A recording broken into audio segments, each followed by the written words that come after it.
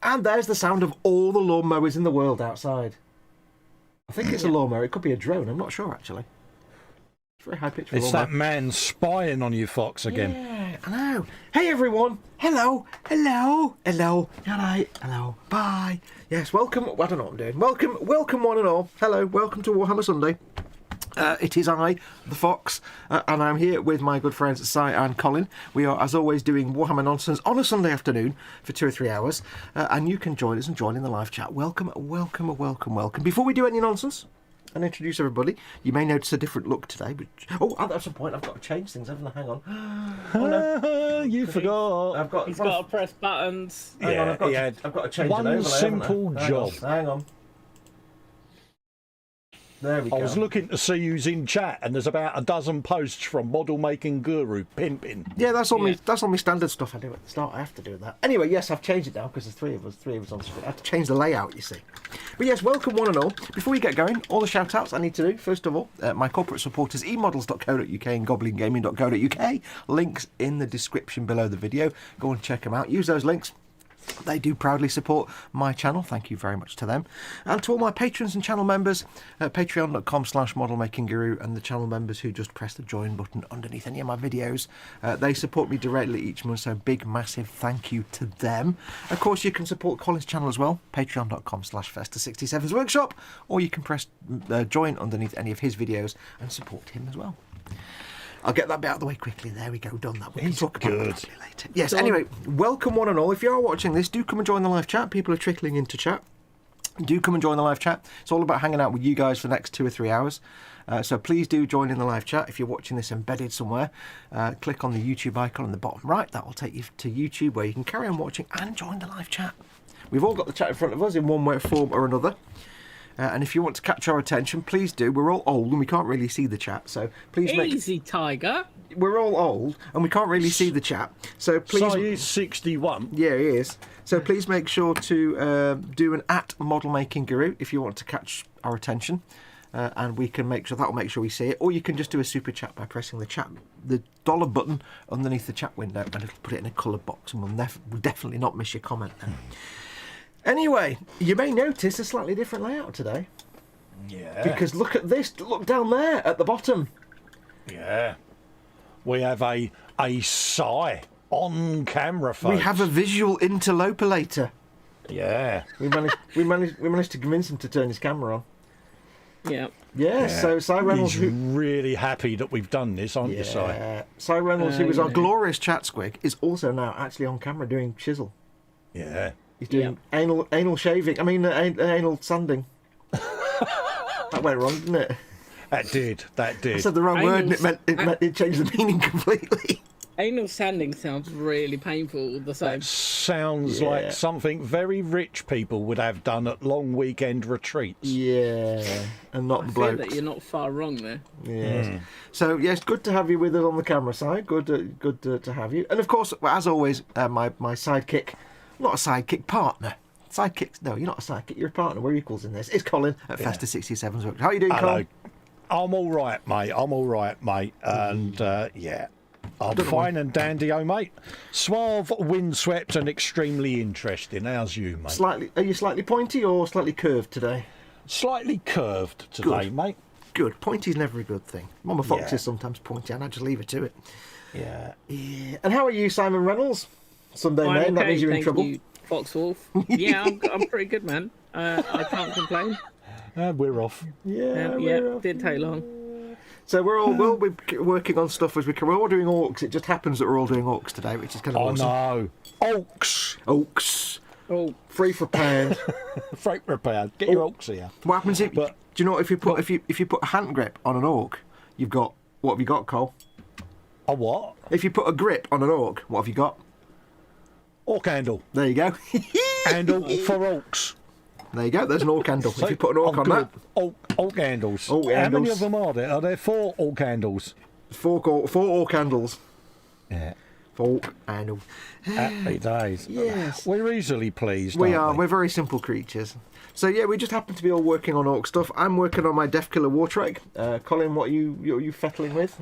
I am doing my Ork Boys, or is it Ork Boys? Or Boys on Orks, whatever this set was called. I can't remember because I haven't got the box. They are the Squig Hog Riders, Colin. There you go. And yeah, the cutest little squig in the world. Squig.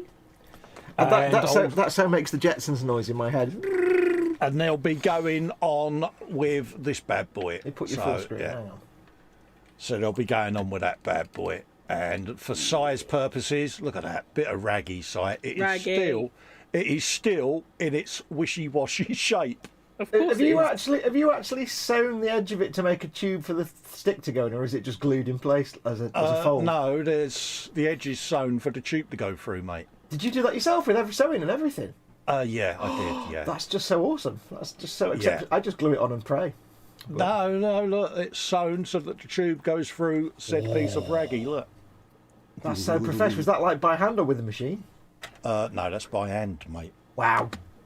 Yeah, so with my fingers of the sewingness. See, who knew that model making includes the sewing? Absolutely. So yeah, I am the go-to person in this house for anything that needs emming.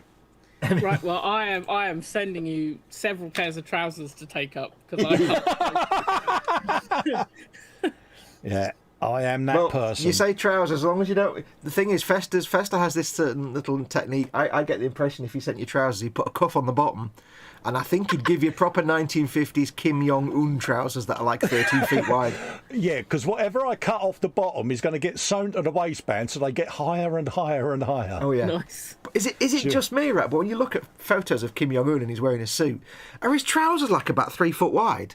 Yes. Because he's got this little tiny foot sticking out, and it's like, Yeah. that, even in the 1950s, that wasn't a thing. What are you doing, Oh man? no, he's proper in flares or bell bottoms mode. But they're isn't he, not though. bless him? They're straight all the way up. They're just that I know. wide. It's like it's not like he's particularly fat. It's just they're just. I think really he's a weird. man of a certain shape who is trying to use excess garmentage to disguise it. But he's not that big. It's, Oh, I don't know. He's a bit of a chumley Warner, isn't he? you know what? If I was a brutal dictator of a company in autocrat, I'd wear just like jeans and t-shirt and be like, you know what? I don't have to wear a suit because why would I want to wear a suit? Nobody tells me what to do. I'm not going to wear a tie. There is something about wearing a suit though, with a proper pair of trousers that does instill a certain feeling. Authoritative, yeah. Yeah. Yeah, but when you're the one in charge, you don't care. You just kill people. So. Yeah, but even that infamous World War II dictator used to wear a whistle and flute every now and then, didn't he? It's crazy. I'd be like, I ain't wearing a suit. No, what? You're not the boss of me. In fact, none of you are the boss of me. Anyway, before we go too deep in Could that you one, imagine Foxx as a dictator? I'd be a benevolent dictator. I'd make sure everybody had a good life. We'd all be swanning around whistling My Little Pony tunes. And, yeah. My Little Pony What? tune. What is that even? Well, you're sort of such a princess with your little unicorns and glitter ways. What? I don't know where this has come from. I'd be a benevolent dictator. Where this in- has come from? I'll tell you where this has come from, and I quote... Are you going to start on shrinkflation? Oh, my trike won't fit together properly. Oh, look, I'm going to have to use some Easy Line now because it doesn't fit. Mum, look, my trikey-wikey doesn't fitty-witty. You sound like Jim Sterling. It's quite amusing. I so had to get that in because I think so deep down, part of you wanted me to do that. I don't know who that's. I mean- I don't know who you're referring to be perfectly honest. It's funny to me because he still managed to turn it into a Patreon post where he'd done good. Yeah. It's like, Yeah, look at this, guys. I am awesome, and I'm totally look at me recovered. and my modelling skills. It's like if they had seen him whimpering like a 7-year-old spoilt brat. I have no idea who are they talking about, chap? I've got no Friday idea who they're Frolic, talking about. folks. Go watch it back. You'll hear Fox's No wibble. idea who they're referring to at all. Anyway, Simon Reynolds. I'm full screening here. What are you working on, full screen boy? Go on, make a play noise. I can't. I want to do an A10 noise, but I can't. Plus, if I move it too much, bad things happen. Look. What a mistake to make. You know what? That's just a shine of crappy building. That is. I thought you were better than that, Si Reynolds. Well, nothing is glued, unlike your death killer. Oh, don't tell me, Si. You've been having fit issues with your kit as well. No, not at all. I am simply making sure everything fits. It's called dry fitting, Cole. Yes. As an experienced modeller, you're probably Yeah. akin to dry Have you fitting. It's funny, Si, you say that. I did that on my trike, and I found, as I dry fitted it, several areas that would need deft modification to make them assemble correctly. Funny you should say that. Look at him. Look. I'm not even making a Death Killer war track anyway, so I don't know who you're talking about. He's sitting there and he's like, I'll get you on shrinkflation in a minute, slap it. He's right though, Cole. He's not making a Death Killer war trike. He's making a Death Killer fail trike because it doesn't go together properly. War fail. I'm making a fail trike fail. Yeah, get your trike here. Sponsored by Easy Line. Oh, bless him. Look. Anyway, welcome to the show that's just me. For 3 hours. I was going to pop you both out, but I can't remember if it was the thing that actually kicked you out completely or not. And I'm like, I don't want to kick him out completely because that'd be cruel. No. Because I'm a lovely man. Yeah, because we wouldn't come back. We wouldn't come back and you'd have to do the chat all on your own as well. I know. It's not right. My tea tastes like coffee. Are you sure you made tea and not coffee? Don't tell me you didn't dry fit the tea bag. I know.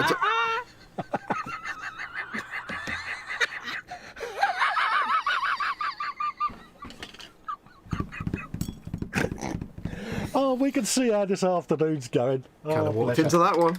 No, I made myself a big strong coffee last night, and then I forgot to rinse the cup out this morning, so it just got coffee and tea. Oh, you got last night's coffee dregs. It's a tin mug. You only wash it once a week. Oh, good man. You just give it a quick rinse into the tap and make your next brew, even if it was like 3 days later. That's how you do it, tin mugs. Dan's in. Hello, Quano man. How you doing? Yes. How's our chat squig doing with the chat? Bobbins is in, saying greetings, salutations, and hello. Colin, we've got a little man from the village that does that for us, you know. Yeah, but he's filing, and I'm doing naff all, so I thought I would save him a job. Frankie Goes to Bobbywood is in, says hi, Colin, Foxx and Si, everyone in the chat. Hello. Hopefully I say your name right. Dominique Cuckoo is in, saying good evening here from the Netherlands. Oh, welcome. Darren Edmonds is in, saying hello everyone. Oh, hello Darren. Darren. Massive thumbs up. Frankie Goes to Bobbywood says you're doing Orks. Paul D. Tomazzo's in, says hello everybody. Hello, Paul. D. Tomazzo. Hope you're doing all right, mate. Hello. Dave is in, Model Maker Dave, saying hello everyone. Hello Dave. Hello, Dave. And he's also saying Foxx, the princess of the Wibbles. I am not Dave. the princess of the Wibbles. I am. Where have I put my knife? God damn it! I've done it again. Yeah. If you want to see how Foxx doesn't wibble, watch back to Friday Frolic and you'll see him going, oh man, look, it don't fit. And that's I've everyone's... heard that Dave can have the occasional wibble. Let's talk about that for a minute. No, let's move on, because Paul D. Tommaso says, I don't think I have any fitting issues on my wall trike. No, you don't. I mean, mine went together gorgeous, but I did what Si's doing. I dry fitted things. ECIDO's in, saying good day, everyone. Hello, mate. And you were a girl once, it was always a dry fit. I just made that up in my brain. I know, mate, I'm so focused on the post-it. Are you impressed with that? I am. That wasn't really a compliment to yourself, but... Gemma Williams is in. Yeah, I just realised it's kind of backfired a little bit. Mate, if it backfired, no wonder you limp. Gemma Williams is in. Says Foxx, Colin, Si, and all in chat. How do? Hello, Gemma. How you doing? I'm going to put my shorts on because it's a bit warm in here.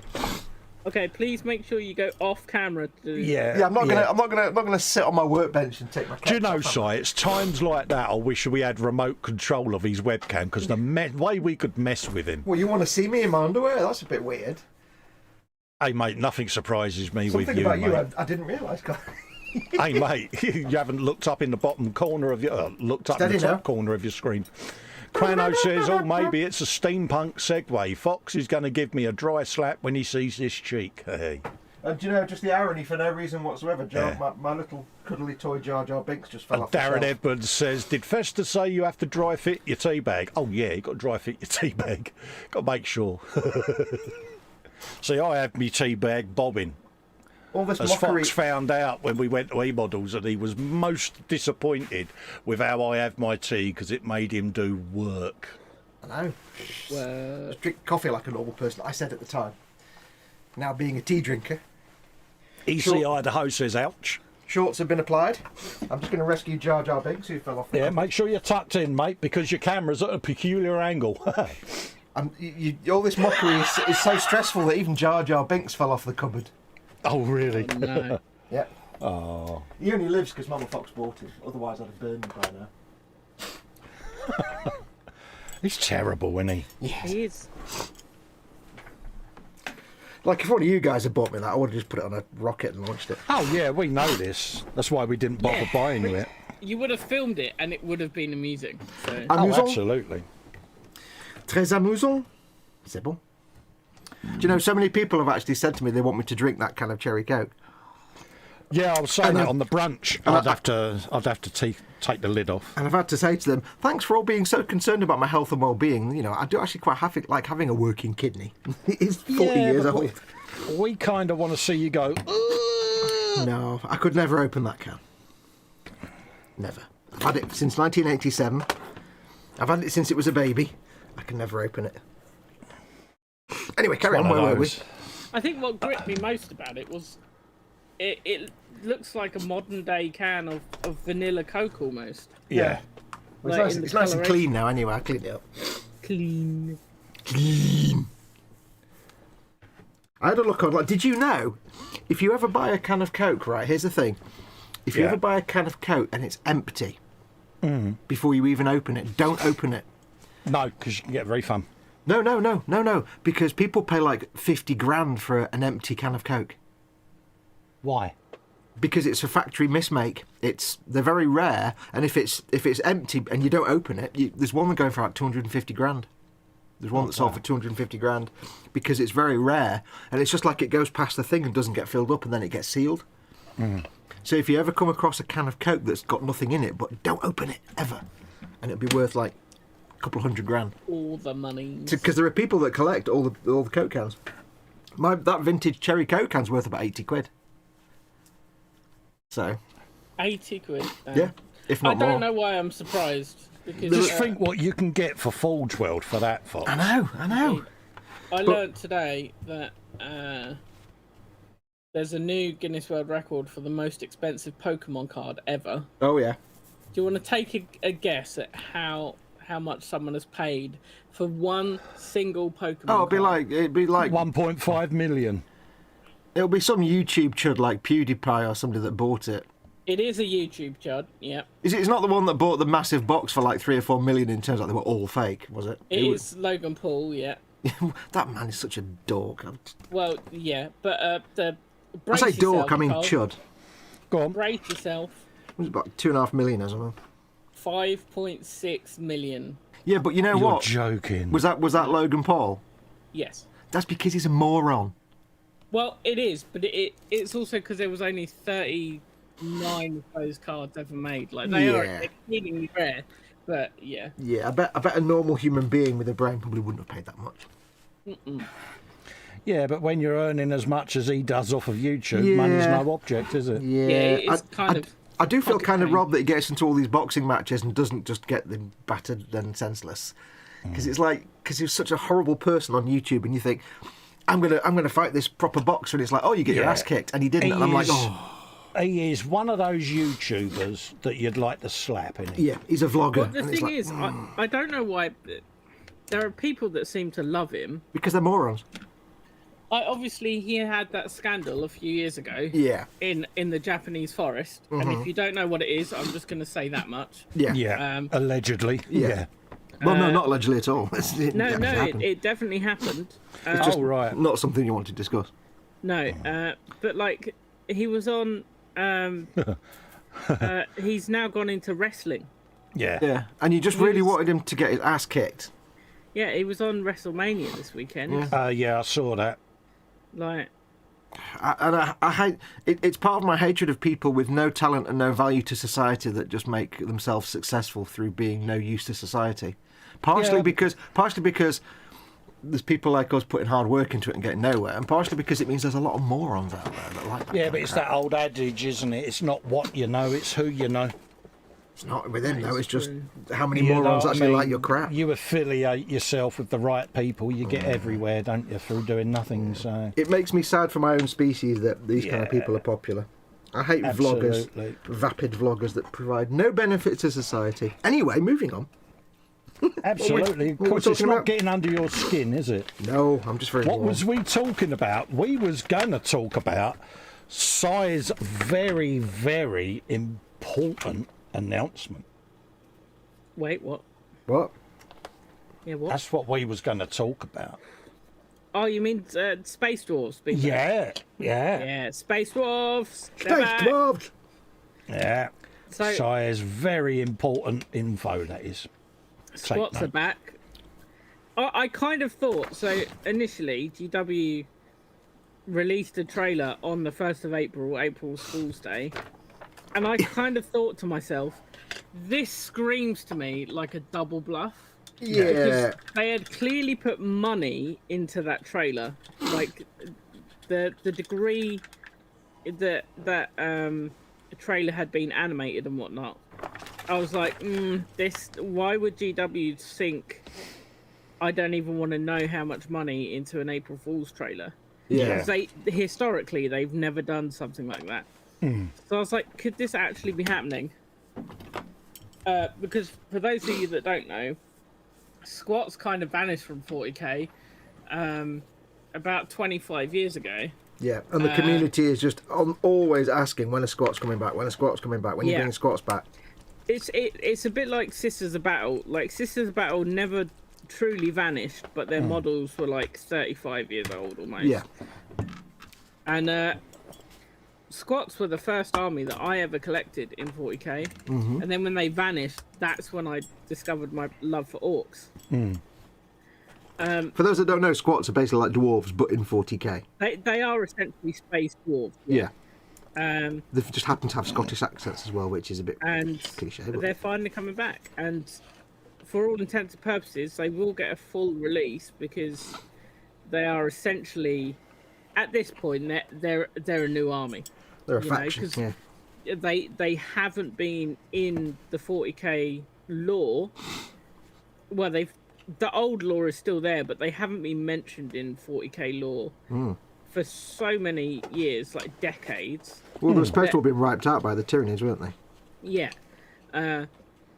which is comical when you think about it, because now Tyranid players are screaming out for their release because they haven't had a new codex or a new release in years. I think it's about 4 or 5 years now. And now their old food is getting a full release. They're old food. Yeah, essentially. But I think it's going to be very cool. I have my fears. If you look at the current GW model, they seem to have realised in the last few years that they can produce armies based around 3 or 4 units, but then 15 million singular characters. Yeah. Because if you look at the Gene Stealer cults, who are a new faction in 40k in terms of the time they've been around. Yeah. They're less than 10 years old. They have like their main troop unit. Mm-hmm. They have like a heavier version of that troop unit, like the muscle, if you will. Yeah. They have a few vehicles, And then like they have and then they have about 20 single characters. Yeah. That fill every role from general to housewife. Is that what you're getting in the next Eldar, isn't it, as well? Lots of like single individual character builds. Yeah, I mean, the Eldar, the Eldar's an interesting faction because they've always been based around Guardians, but then what GW call Aspect Warriors, which are like specialist squads, and they're slowly getting released.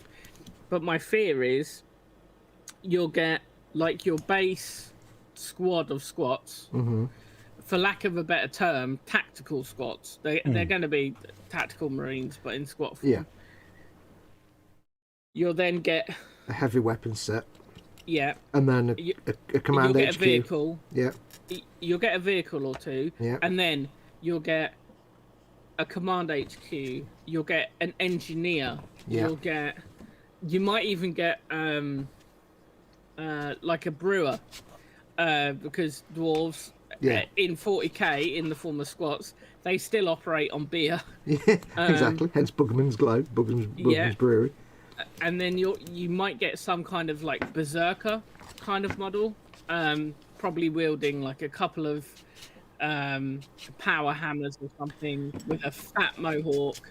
See, there is one possibility, is that they can either launch it as a complete faction that just happens to be aligned with the Imperium, or they could just launch it as part of the Imperium in the same way they did with, for example, Tempestus Scions, where you just get a pack of troops and a command squad, and that's it, and a vehicle, and that's it. There's nothing to say they're not just going to do as a troop choice of the Imperium rather than an entire faction. Do you see what I mean? It might be that you just get infantry, a command, and a vehicle, and that's it. Nah, I think they're going all in. It's a new faction. The thing with the Scions is they weren't ever intended to be a new faction. No, but we don't know that about the. Well, they have specifically said it's a new faction. Oh, have they? Okay, I didn't know that. So, in that case, yeah. For all intents and purposes, like, I kind of hope they distance them from the Imperium, because the Imperium abandoned them to the Nids. Yeah. And I just think that could bring a really cool story arc. Well, then again, if you read the description on the community site, it does say about how they're like a grudging alliance, so it suggests they're not going to be not aligned. Well, it kind of plays on what every dwarven army or dwarven lore in history. Yeah, they're always grumpy and hate everybody. They begrudgingly ally with humans. Yeah. Or in this case, the Imperium of Man. Yeah. So yeah, I'm looking forward to it. Their aesthetic is interesting. The model that they've revealed looks cool. It looks. I'm gonna pull up a picture of it. One sec. I think it's good, other than the fact that it's not more plastic deathcore. It reminds me heavily. To me, how dare you say to the deathcore? Don't hold back there, Si. That was a quality, yeah. How dare you the core? Yeah, it's like.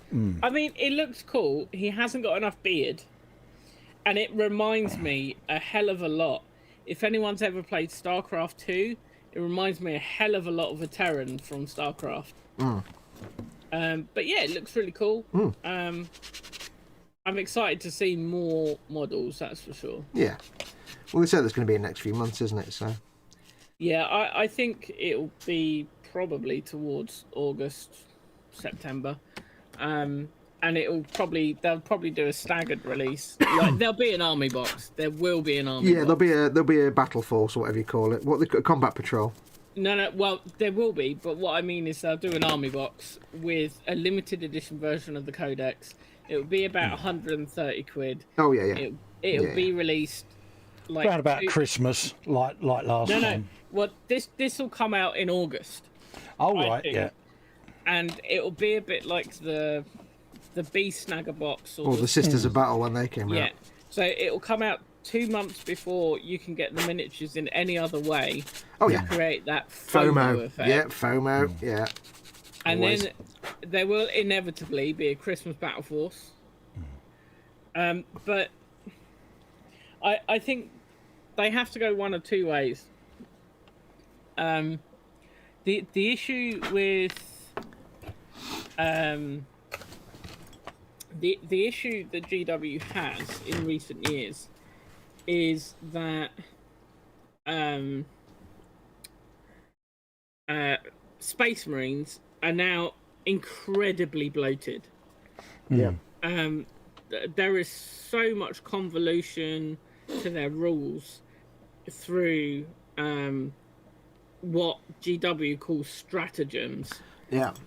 And I think if they target squats towards the newer player base and keep them very simple, because historically, I know you guys don't play, but historically, dwarves have always been very kind to new players.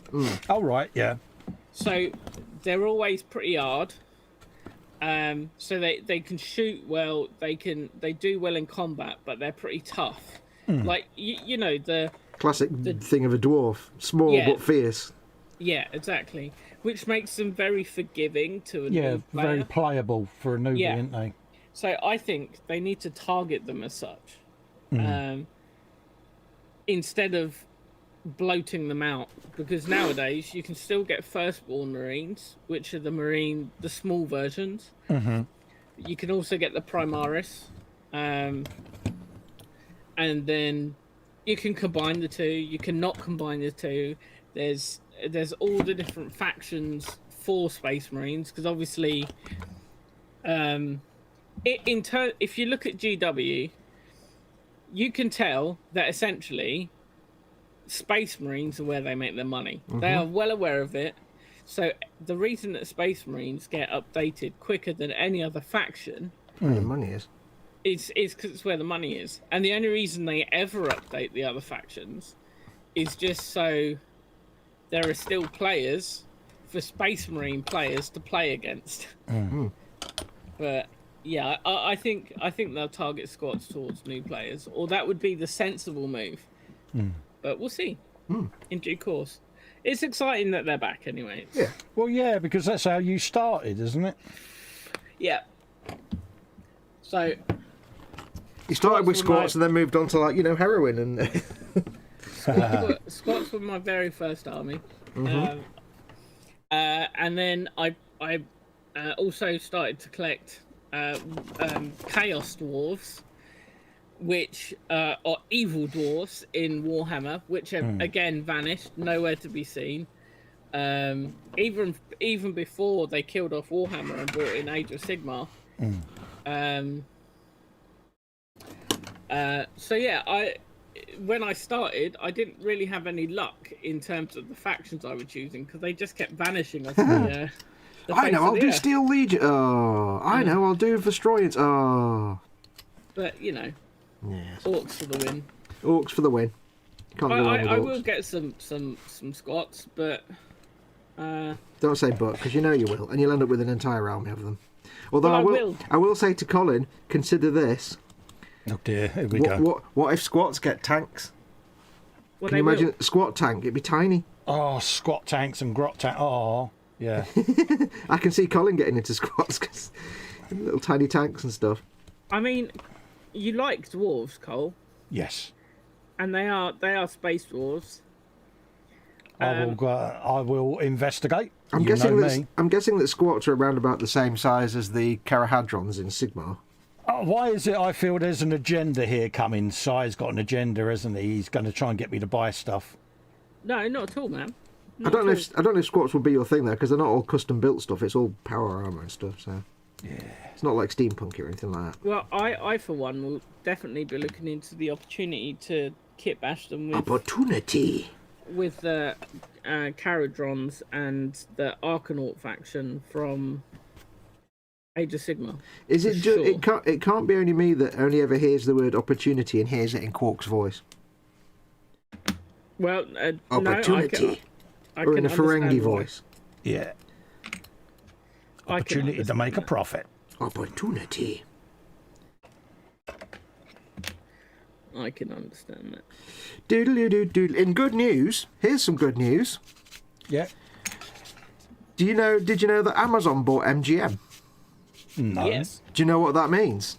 Yes. Do you know what that means, Colin? That means Amazon own Stargate. Oh, Yeah. Okay. Yeah. Now you're thinking, aren't you? SG1. Yeah, it means they own Stargate. They own other shit I don't care about. But they I own don't think Stargate. they'll ever reboot SG1 though, sadly, Cole. But Well, they have.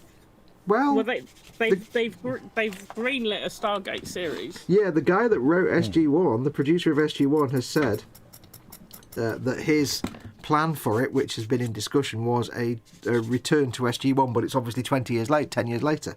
So it's like a continuation. Yeah. But he said, that there's nothing agreed yet, but if they take my idea, that's what it'll be. I can't remember his name now. The guy the producer, the writer, whatever. But yeah, that would be if his proposal was taken, then it would be a continuation. Yeah, 10 years later, it's a different team, but they still have a chance for Amanda Tapping and the other characters to come in. They'd just be 10 years older. I mean, they're all still alive. I mean, his idea is that it's 10 years later and the Stargate program's known by the public now. But that was just his idea. I can't remember his name. What's his name? I don't know. I would just hope that they can Stargate themselves to DS9 and bring Kira in. But what it does mean that right now, if you want to watch Stargate on Amazon, you've got to pay for it. So hopefully what it does mean is that in the coming months, it'll all be free to Amazon Prime members, which is what I am It'll definitely go free to watch for Prime. much closer to the release of the series. Oh, Because they will want people to watch that property again and get excited about it. But then again, it's it's like 300 episodes of something they could put on Prime and tease people into getting Prime for a year before they do a new series. Well, this is it. I mean, I've had Prime since year dot because you know the amount of stuff we buy on Amazon. Oh God, yeah. It makes logical sense. Let's be honest. I've actually forgotten what it was like before I had Amazon Prime, to be perfectly honest. Yeah, it was that wilderness, mate, that we don't want to go back to. Wilderness. I've just realised I glued the wheels on this, and there's a whole other stuff I should have put on the chassis before I did that, but never mind. You didn't do dry fitting. See what I did there, Si? I did. So I've got a quandary now. I decided to put the extension on the tail. Yes. System camera. Random. Well, I decided to put the extension on this tail, and I don't know if Down a I bit. should. To your right, Down a to your bit. right, to your right. Eh, There you go. eh. I don't know if I should fill the gap, because this is just would act as like a rudder. Yeah. Well, wouldn't it not be an aileron that moves like on a real plane? Yeah, I guess. Because it'd be a flap, wouldn't it? It'd be your turning flap. Flapularity. Get your flaps here. The other thing you could do to avoid having to fill it, of course, is just paint the flap a different colour and make it look like it's meant to be What separate. you could do is you could have an Ork each side holding a flap handle. Flap handle. Oh my God. Handles for flaps. Yeah. But it would probably be a grot, wouldn't it? Yeah. That they've just stuck on the back of it. Yeah. Yeah. Because the way my brain works with Orks is on a normal kit where I'd be like, I need to fill that in. On this one, I'm like, I need to draw attention to it. Yeah. To me, it's like you need to draw attention to a bit that doesn't fit because that's how it works.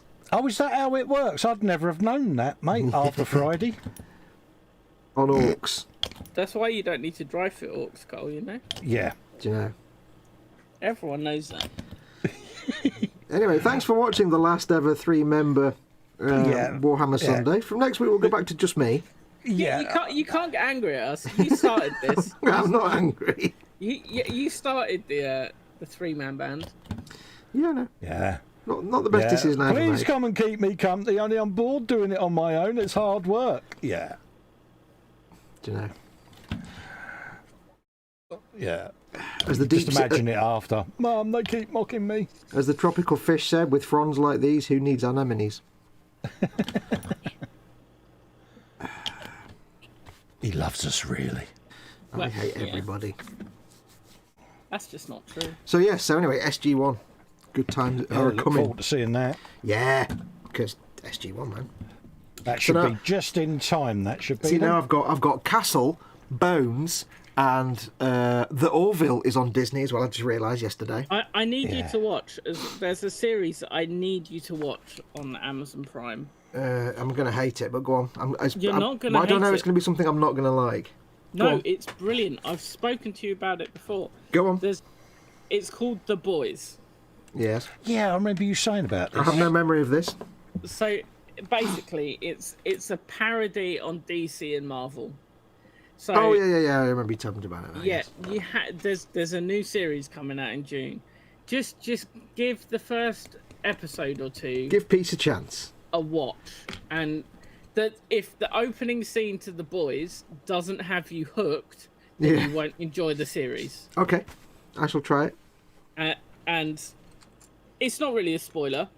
Well, don't say anything further then. Just leave it at that. Well, just literally watch the first 5 minutes of The Boys tonight, Okay. and if you're not, if it doesn't pique your intrigue, then don't watch it. Okay. But yeah, Lynn's off. She says that she's using all her data up. No Hey, worries, Lynn. No problems. Hi, Jeff Lynn. is Hi, in, Lynn. saying hello to everyone. Iron Man 129's in. Afternoon, Fox. Colin, Si, and all in chat. He says to me, I must apologise about posting my awful-looking Raspberry Ripple Spitfire in your stream, Colin. Haha. Mate, you don't have to apologise at all. Quano Man says, Billy from The Boys is Colin in his youth. You know me better than I know myself, Dan. Have you been talking to my missus? Everybody's Have you talking to your have you Mrs. watched Cole. The We Boys, Cole? all go behind no, your back. I haven't, mate, but it is on my watch list, dude. I think you'd enjoy it.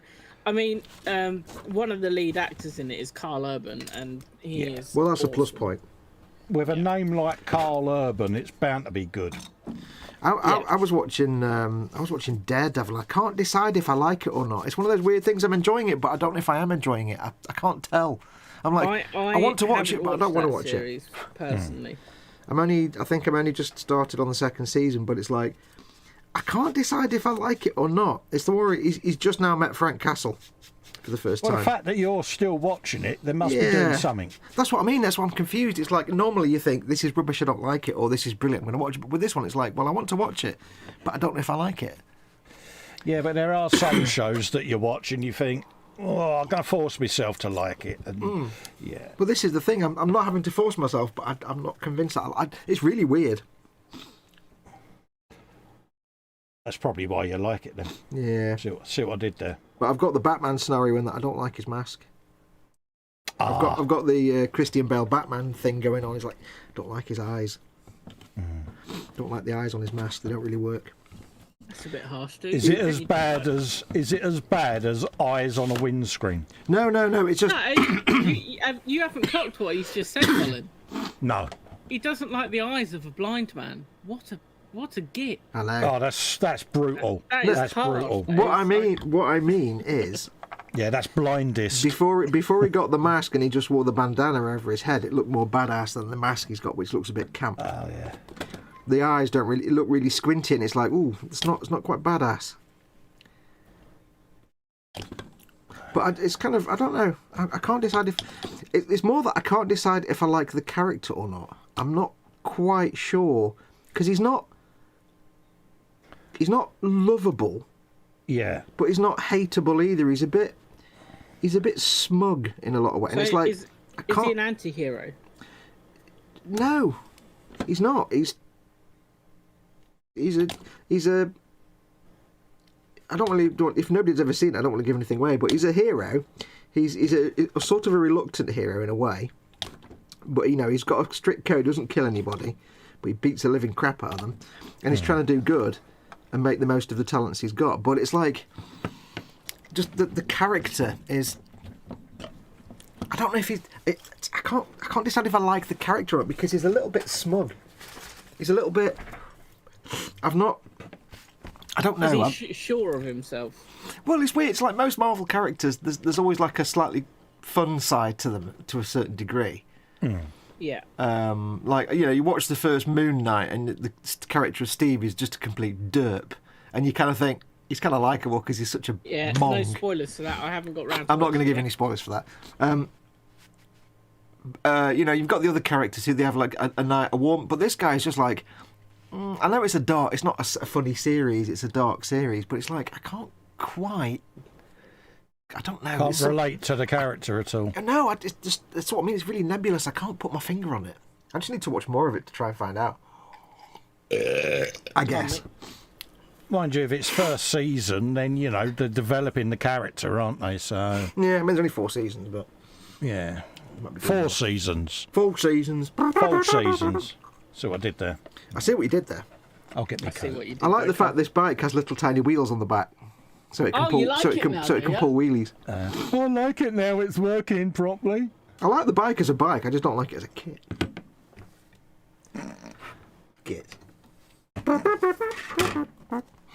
Anyway,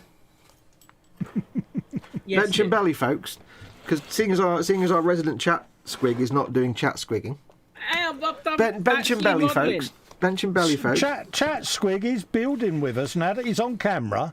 We share the chat amongst the 3 of us. Yeah, but can I point out he was building stuff last week and the week before? He's Yeah, always I building. wasn't He's here always. last week, He's always. was I? He's always building stuff. He's No, just never on last camera. week I was just cutting bits out the sprue. Is that it Yeah. now? I wasn't here last week, was I? See, so No.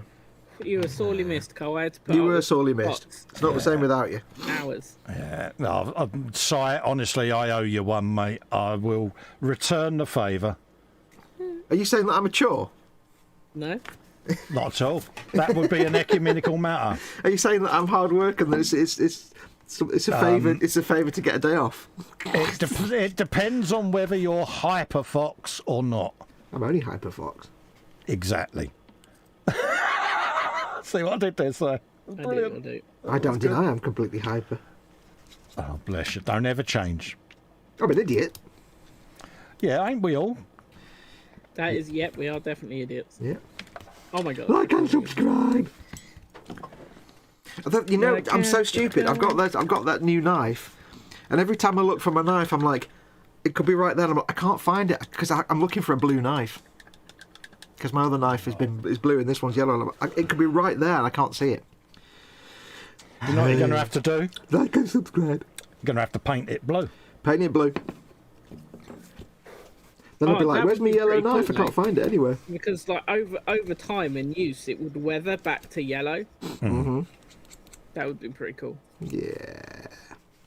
Apparently, it is believed or rumoured.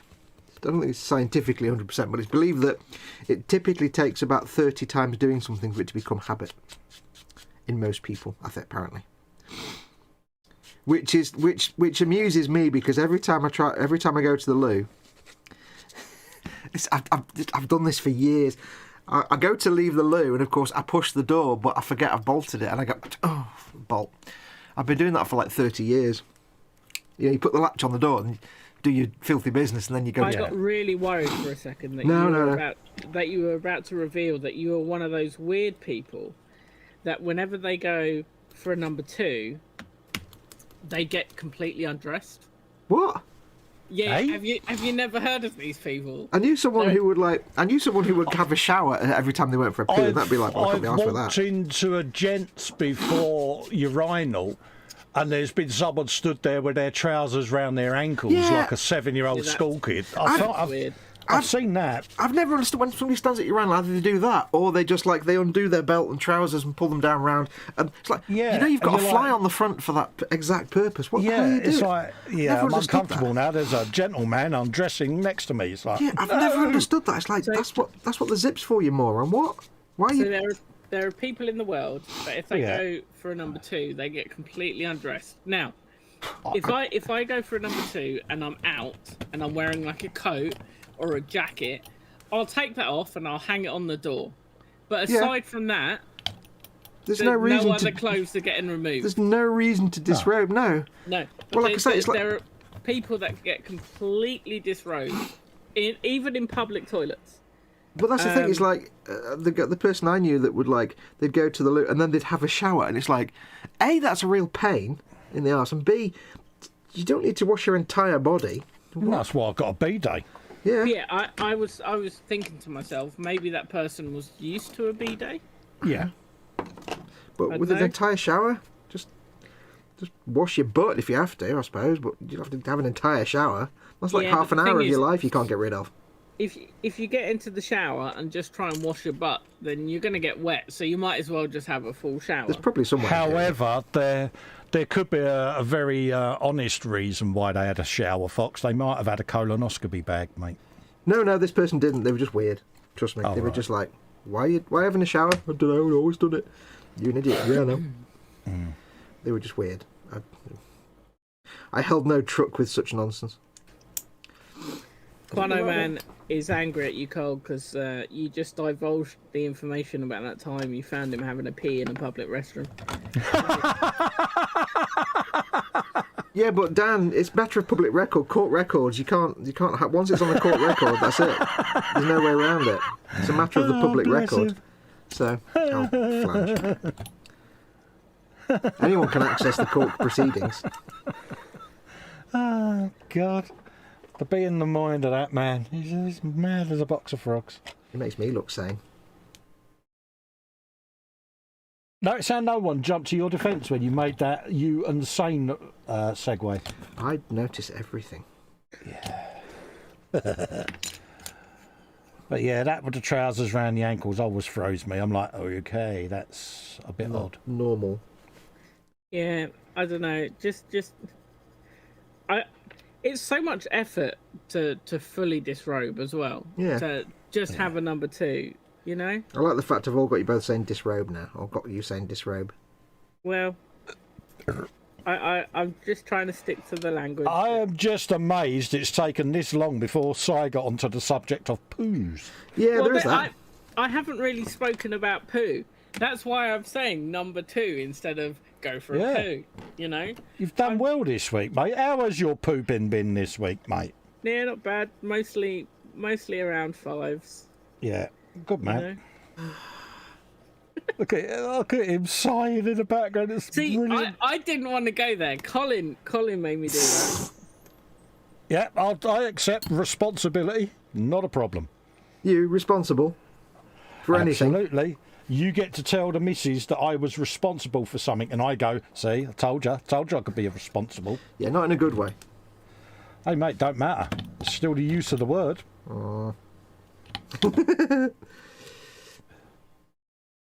He's not buying it, is he? No. He's not. He's not. He's a tough customer. He's a tough cookie. See, Bobbins has just said, please no poop talk. For all the love that is holy, in capital letters. What's wrong with talking about poop? It's a completely natural function that every human has to do in some capacity. Even if they have a colostomy bag, they still poop. But Yeah, exactly. But for some folks, it is a very uncomfortable subject to talk about. I have no control over the content on my channel. I thought you were going to say you have no content over your poops then, and very it's like having a car full of 5-year-olds. You just look forward and drive. I told you, mate. Told you I'm 12 and a half, mate. Just stare out the windscreen and drive the car. That's all you can do.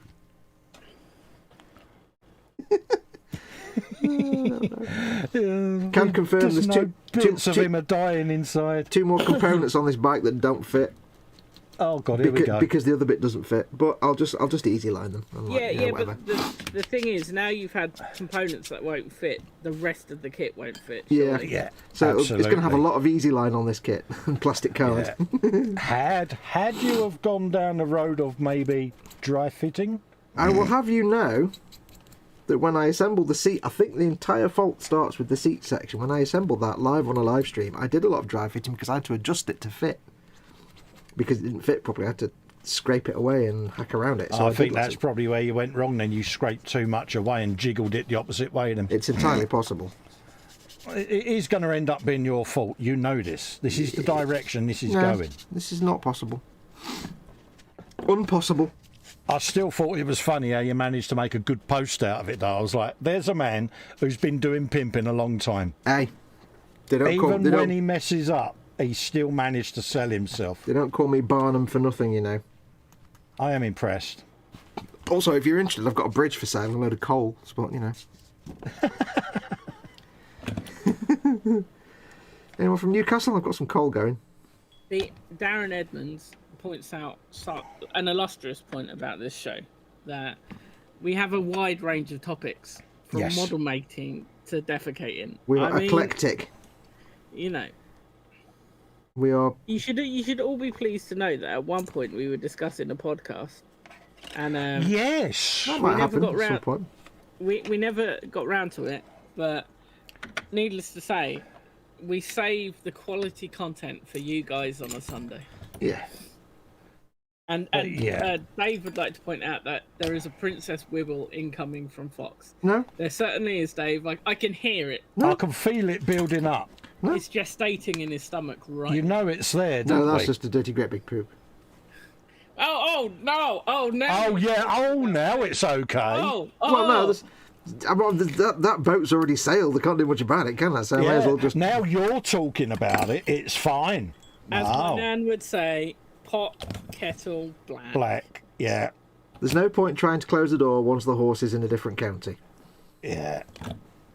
Oh, so he's managed to divert it back to being our fault again. It's always your fault. You should know that by now. Hey, mate, I don't mind that. I'm used to that. It's always my fault here. Why shouldn't it be on live stream? Exactly. Well, it's always our fault, Foxx, until it's your fault. It's your fault, Colin, but Simon drew you astray. So there you go. You're both to blame. What? Or something. I don't know. I wasn't even talking about poop. I've decided. No, I asked you a question, and out of politeness, you answered me, Si. I tell you what. So for everyone in chat, I religiously recently have been weighing myself every morning and sending it to Foxx and Cole for accountability on my weight loss journey. And just over a week ago, the brand new scales that I bought about a month ago decided to, the screen of them has just died. So I returned them for a replacement set of scales. And I haven't had them all week and they're still not here. And it's been so weird not being able to weigh myself. So I have no idea if I'm on track this week or not. You'll find out.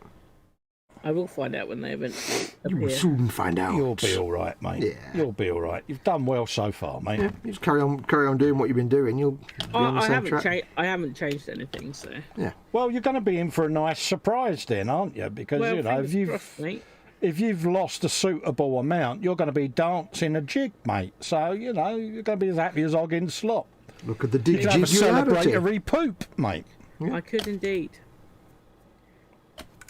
I've been saving up just for that, Cole. You'd be like, yay! I'll tell you what you could do as a reward. You could go and get yourself a new tattoo.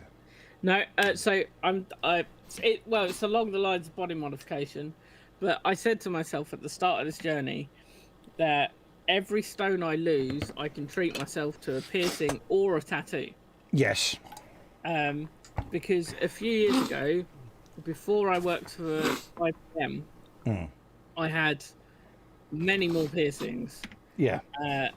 I had snake bites, which lip piercings on both the left and right of the lip, because Foxx, I know that. I had my septum pierced. Yeah. I had multiple cartilage piercings, and I had to take them all out for IBM. Yeah, I have my ears stretched. Yeah, well, my ears are stretched to 30 mil, and I said to IBM, at the end of the day, these are just earrings. Yeah. It just so happens that my earrings fit into larger holes than a normal earring, so I'm not taking them out. No. Get over it. And at that time, I had the power that I could say, look, I'm one of 3 people in the country that can do this job. Yeah. You can either fire me and try and steal those guys from Microsoft, or you can hire me and just deal with it. Yeah. I took everything else out, but... Yeah. Also lawsuit. Well, Discrimination lawsuit. The thing with stretched lobes is there's a certain point once you stretch them that they You will can't never take it out. return. Yeah. So I take my plugs out of an evening because I generally wear like stone or wood plugs.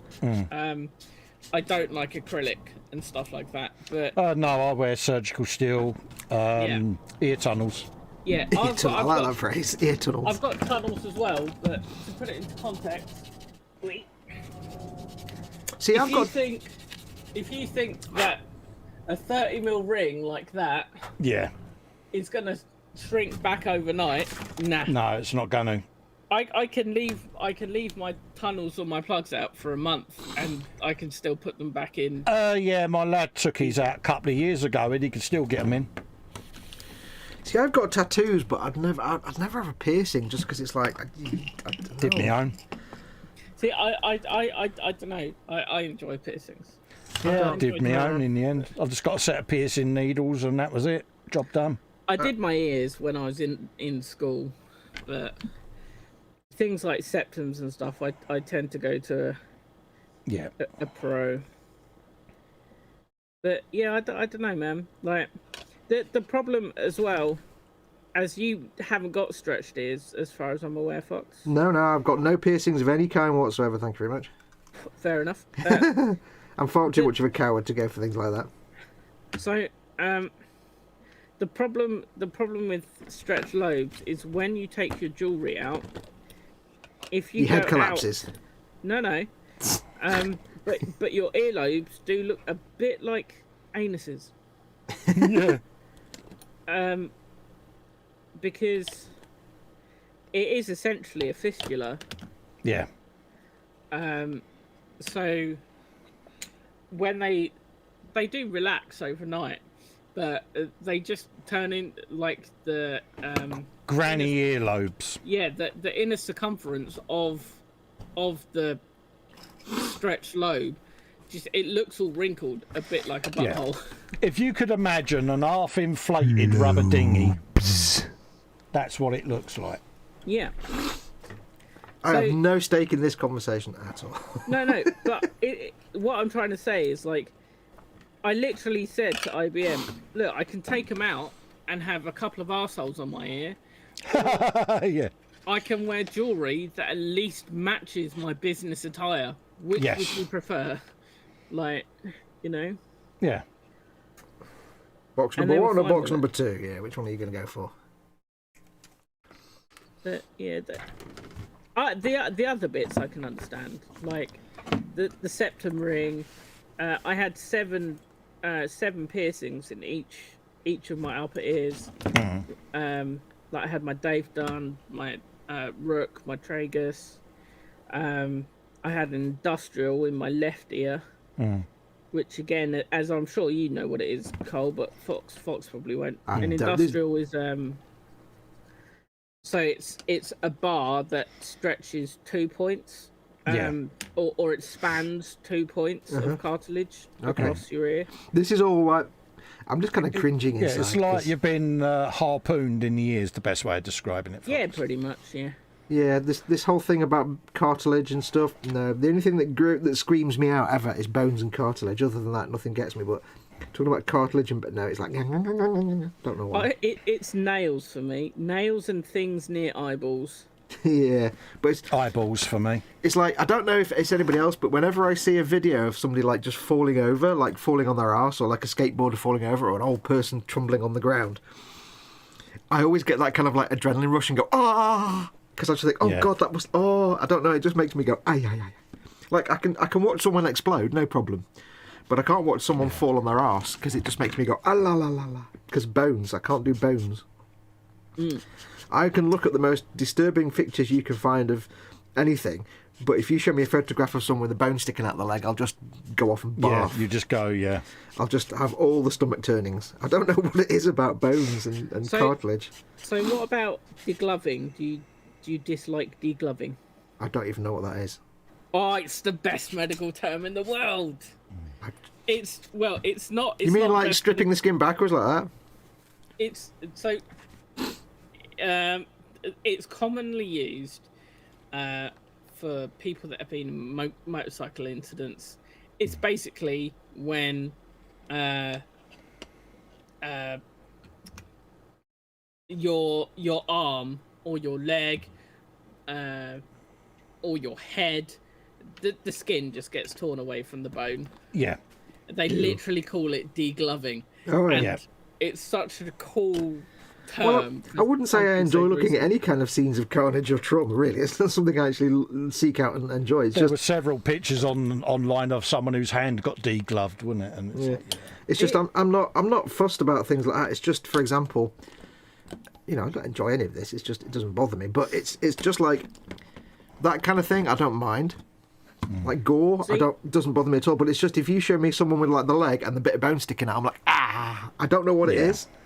If it's like the leg's completely skinned, it wouldn't bother me. It's just, and if I look at a bone and if I look at a skeleton, it's fine. It's just if I see like it's the thought of broken bones and fractures. have you ever broke a bone then? Oh Fox? God, yeah. Yeah, that might be why then. No, not really. I mean, haven't. I wouldn't say it was traumatic though. I mean, I broke both my ankles when I was a kid, and it didn't bother me. I'm like, Mum, I think I broke my ankles, and that was it. I broke an arm once. But no, there's no. It's just I don't know what it is. It's just that, like, looking at bones is fine. It's just looking at bones where they're not supposed to be and also broken is just like la la la la la la la. I don't know why. I don't know why. It doesn't gross me out, and I don't enjoy it, and like I don't enjoy like degloving or anything like that. But it fascinates me. I don't enjoy it, but at the same time I can't look away from it because I'm like, whoa. Yeah, when you see something gruesome or gory like that, and not that we're going to talk in any deep depth about this for obvious reasons, but when you see something gory like that, at least for me, I don't go, oh, that's horrible. I just go, it's interesting. It's in one way it's interesting because it's something you don't normally see, and it's just it's biology, but it's also in a lot of ways interesting emotionally because it's watching something like that is kind of a sad thing to watch because obviously what's going on. It's like there's all different emotions, but I'm not grossed out by it. It's biology, Did you ever watch that Channel 4 series, The Autopsy? Yeah. No. Do you remember the guy that did all the plastination? He used to get the cadavers. Oh, yeah, Gunter van Hagens. Yeah, Gunter van Hagens. He did a series on Channel 4 called it was either The Autopsy or The Human Body. Yeah. So, and he was basically explaining the human body and explaining how the body works on cadavers on a TV program, no holds barred. Yeah, it was live autopsies. Yeah, and it was fascinating. It was German? fascinating. Yeah, he's the one who did the Body Worlds exhibitions. Yeah. So Always wears a big black floppy. I'm not sure if it was the Channel 4 show, but I distinctly remember we had an AI and anatomy class whilst we were at uni, and one of the lecturers, we watched a video of a German guy. It was professionally shot, so it may well have been this Channel 4 show. Did you wear a black floppy hat? Yeah, and, There's him then. and a full lab coat. Yeah, it's Yeah, that's him. It was about an hour and a half long, and it was literally walking you through an autopsy, start to finish. I found that fascinating. I find anything to do with human anatomy like that very interesting. I watch surgery shows, live knee joint replacements and heart transplants and that. I find it all incredibly fascinating. The thing I liked about that autopsy series was each episode was focused on a different part of the human body. Yeah. So, like one week would be the circulatory system. Do you remember the hand? You remember the hand? Yeah, that was so intricate and delicate. And then the last one in the series, I can't remember what system he was talking about, but it was like he said, because each time they had a cadaver and he plastinated them so you could Yeah. but he had the face covered up. Out of respect. Yeah. And on the very last one, he said, "This is a friend of mine who died last week and donated his body." So he's actually operating on someone he knows. He was like, "Wow, that's kind of." But yeah, no, it's fascinating, very interesting. But that stuff doesn't gross me out. I'm not fussed by that. My partner's uncle used to work in Lowestoft for well, you all know who Windsor and Newton are. Yeah. He used to work in the oil department, and his hand, he actually got his hand stuck and went through the oil rollers. Oh. And it came out like a pancake. Oh. And the X-rays and the images that he's shown us when he was in AOE, he's lost the hand. Yeah, but just powdered bone, isn't it, basically? Pictures were absolutely insane, but fascinating at the same time. Yeah. So it's like I say, I don't seek this kind of content out, but you're exposed to it on occasion, and it's like you're not. It's not. Not to me anyway. It's not gruesome, but it's kind of fascinating and traumatic at the same time for the person involved. But you can't help but be fascinated by it because it's something you're never going to see in. Well, hopefully you'll never see in real life. And it's fascinating because of the resiliency of the human body, and just the stuff behind our skin that you just never get to see or interact with. No. Yeah. Like every time we pick up a blade or a sanding stick and move it across whatever we're cleaning up, like there is hundreds of actions going on within our arm every second just for that to work. Well, and it's fascinating. It's interesting. Really it's also interesting how much of the surface is the person. There was a story many years ago. You remember when like MRSA first came out, like the flesh-eating bacteria and stuff was the first thing. Yeah. There was a story about this guy who contracted, I can't remember which one it was now, the flesh-eating bacteria. It's not MRSA, it's got a name and I can't remember it. And he contracted it in his face. And what it did was it ate away some of his face, and basically he was absolutely fine, but he had no nose and no eyes. So there was no... All it was the mouth and then a crater, and like a doctor made a little metal frame inside it with a magnet and made a little plate that goes over it with some like painted on eyes. So at least it looked like a face. Yeah, like a prosthetic. Yeah. Yeah, and it was basically, it was very weird to like because he'd take it off and he'd be like, when he had the prosthetic on, it'd be like it looks a bit weird, but he's a person. As soon as he took it off and he's got no eyes and no nose, you're like, it's a person and he's talking, but your brain's like that's not a person. But it is a person. It's really strange how the brain, because the way the brain takes patterns and identifies them, it struggles when there's the most important parts of the face aren't there. Well, it from dehumanises. From a very early age, we're all taught the facial proportions, aren't we? When that is disturbed, I mean, there was one recently where there was a cancer patient who had lost their lower jaw through jaw cancer, and they had like a lower face prosthesis, that went down to the neck. Like you say, you see it and you think there's something not quite right there, can't put my finger on it, and then when it's removed you're like, that'll be why. And it does, it totally changes your brain's interpretation of what it's seeing. It almost in the brain it almost dehumanises them, even though it's a person and they're exactly the same as they were. There's no different. It's just your brain goes, it's very weird. It's very weird. No, it does, and take it from someone who's not been in that situation, but I spent a couple of years in a wheelchair. Yes. And it's exactly the same when you're in a chair. People perceive you differently. Yeah. For some time, like, and even when I had a self-propelled wheelchair, people would still push me around and whatnot, just having a conversation. And if you ever went into a shop or a coffee shop or a bar, people would talk to the person next to you. Yeah, instead of to you. I've found, Si, when I've been out in mine, people suddenly look at you when they talk to you and they go, "And are you okay as well?" It's like, I'm not fucking 7, excuse my language, but you know. Yeah. They take on this almost childlike demeanour when they talk to you. They'll put their hands on their thighs, they lean down. "Are you all right down there?" Yeah, I'm a grown-ass man, thanks very much. It is noticeable, like you say, especially in the retail environment, because most of the stores are laid out for obviously narrow aisles, etc., etc. And then when you go in there in a wheelchair, you can't get to whatever you need to get to. It's quite awkward.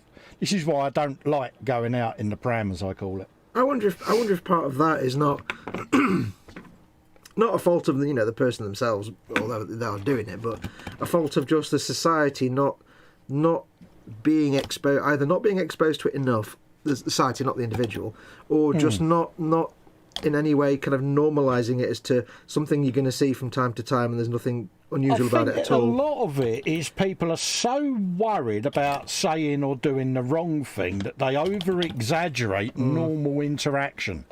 But do you think it's a society root level thing where it's not you don't see disability in popular media or fiction too much, and therefore people aren't used to it?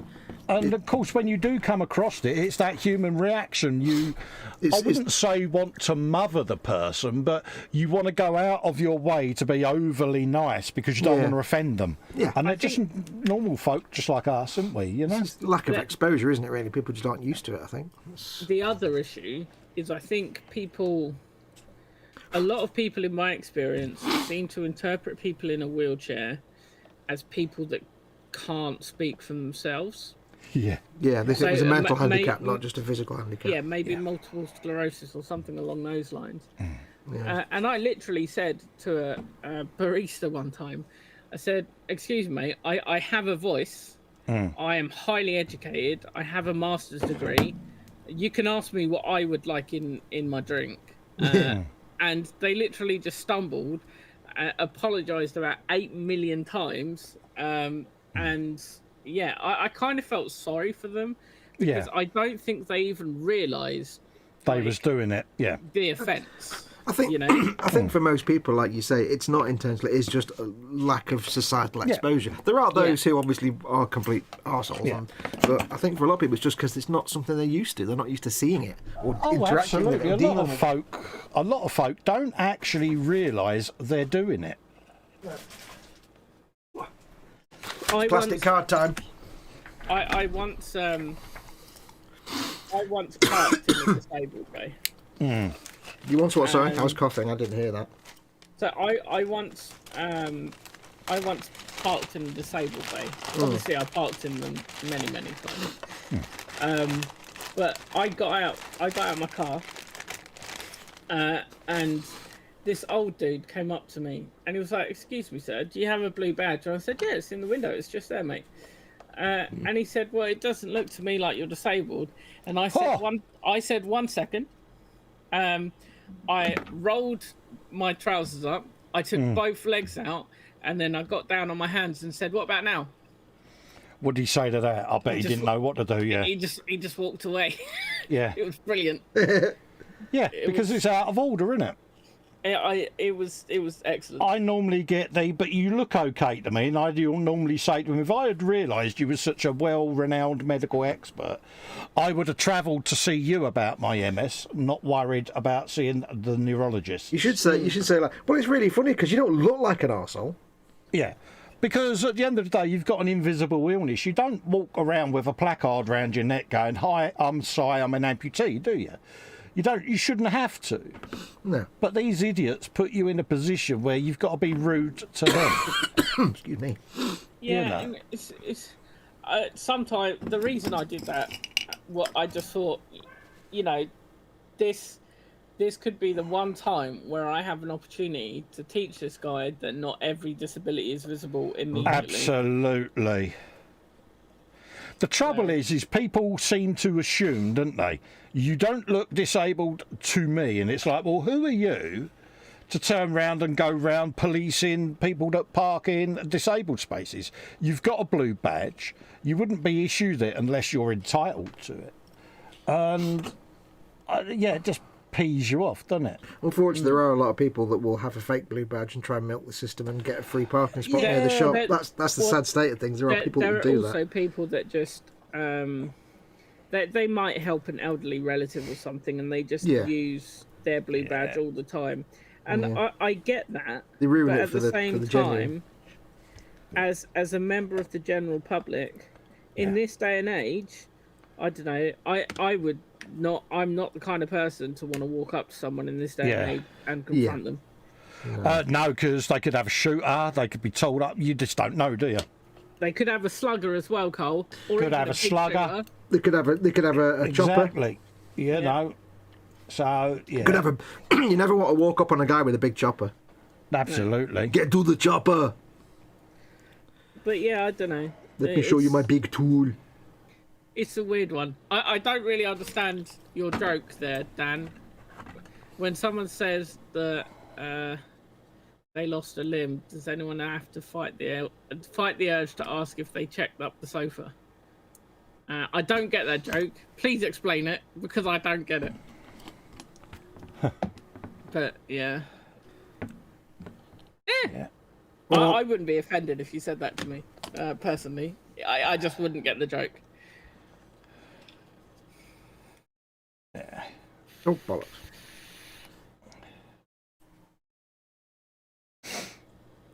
Yeah, it just seems to be a thing, doesn't it? I mean, we've had it before when we've parked somewhere, you know, and of course someone will see the wife get out the car, and obviously she's been challenged as I'm getting out the car. You see that awkward moment when they go, sorry about that. And my missus just looks at them and goes, yeah, whatever. Yeah, jog on, mate.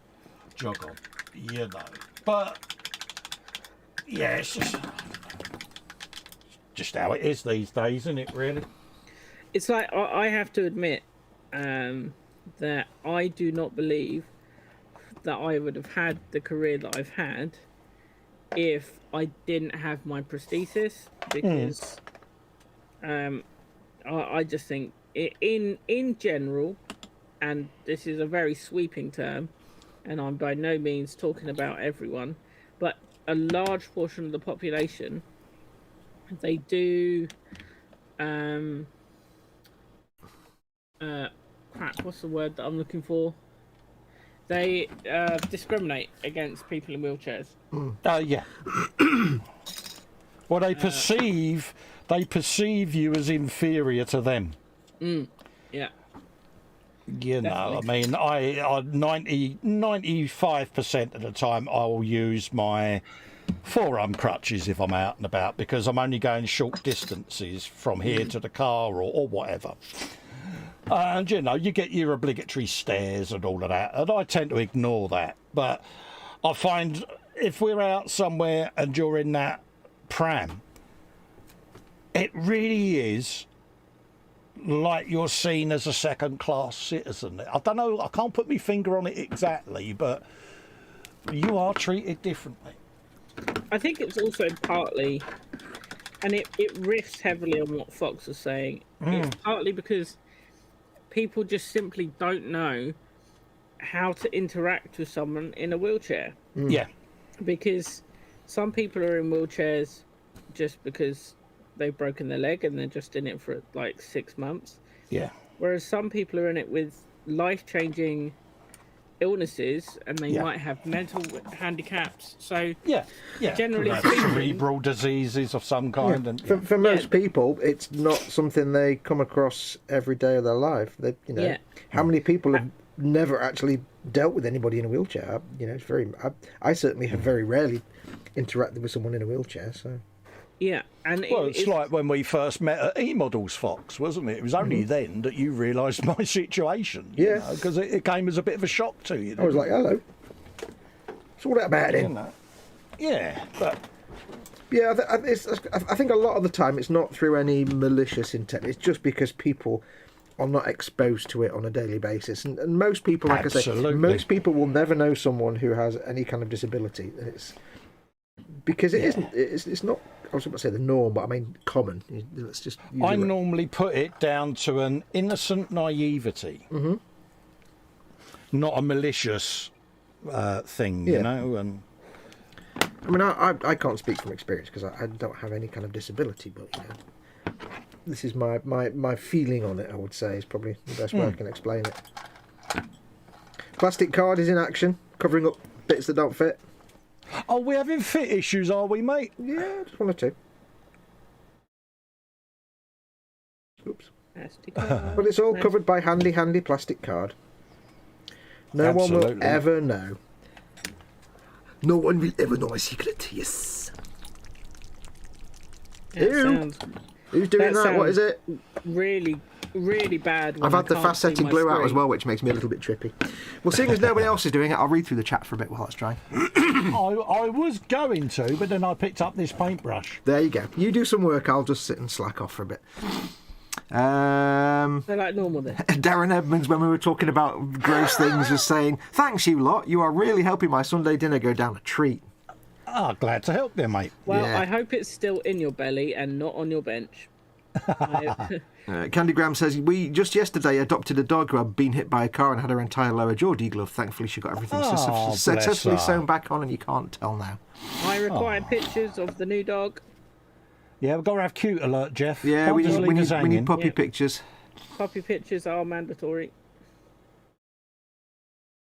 You can put them in the 24/7 hangout, which Darren Edmonds says, it's a perk. I'm trying to sell you up.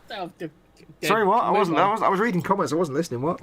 I saw what you was doing, I Si. was going on to say, Jeff, you can put them in the 24/7 hangout chat, which is a perk if you become a member or a patron of Foxx or Colin. Carry on. And Jeff is the 24/7's very own Carl Sagan. Yes. There are links in the description below this very video to places that will tell you how to become a patron or a member to access these channels. And the same links, of course, on Colin's channel if you want to become a patron or member for under his videos as well. Darren Edmonds says, "He was absolutely fine. He had no nose or eyes. I would hate to think what Foxx thinks is not fine." No, I meant he didn't die. He was still alive. Yeah. He still had a functioning brain in 100%. Yeah, He just had no eyes. he was still a highly functioning human. He just Yeah. didn't have But it was all it was the bits. yeah, it's certainly strange by just like taking away the eyes just taking away the eyes. It suddenly your brain's like, that's not a person. I'll tell you what. You know, as an example of that, there's one bit in the film Solo. Right, this is completely random.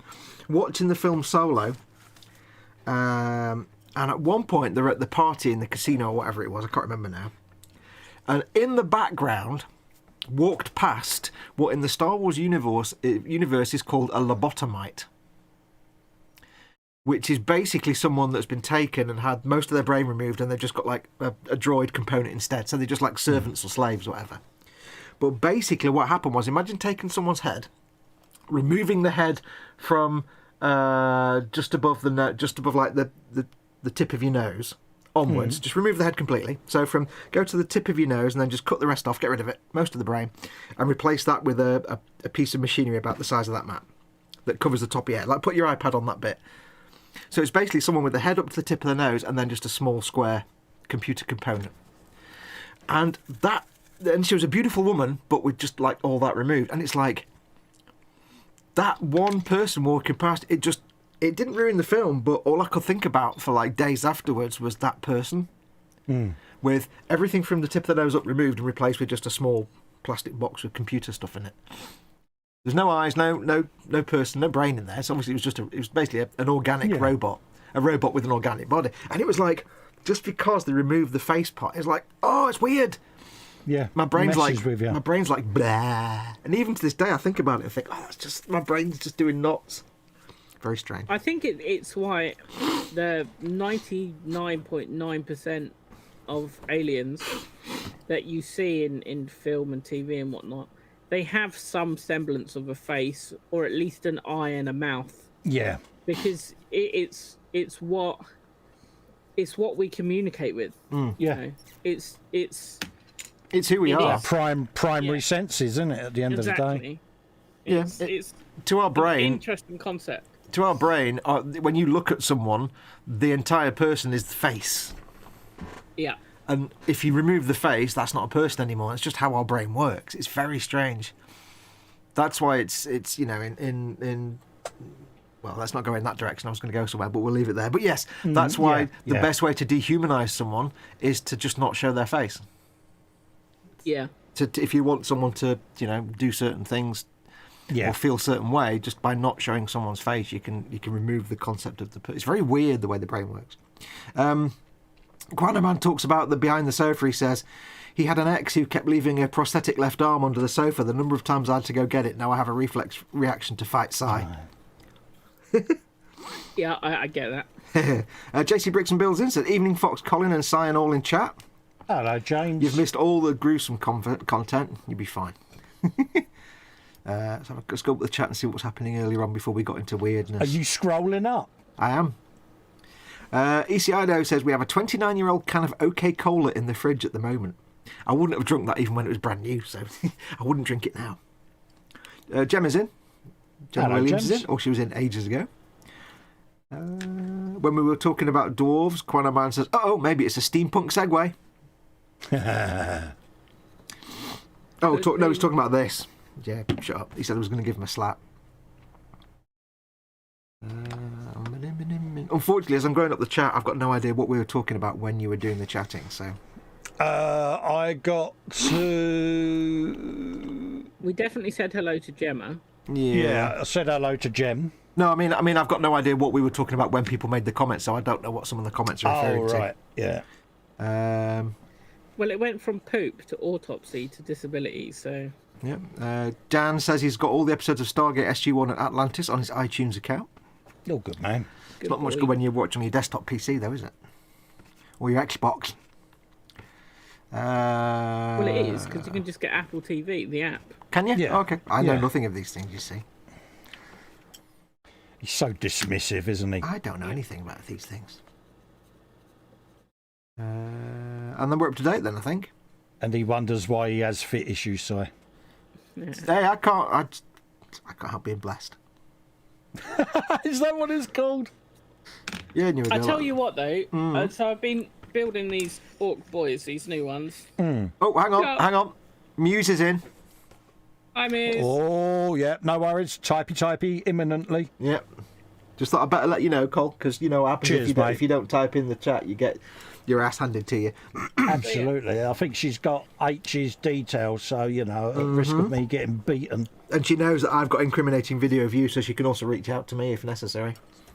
Yeah, would you use incriminating video against She knows me, that. Fox? Well, at least she knows that now. I've just said it anyway. You see what I did there?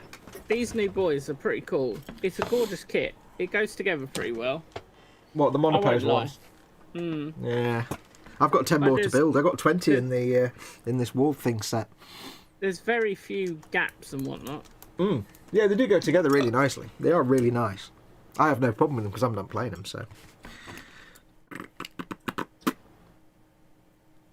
I have had to modify a few of them, just like...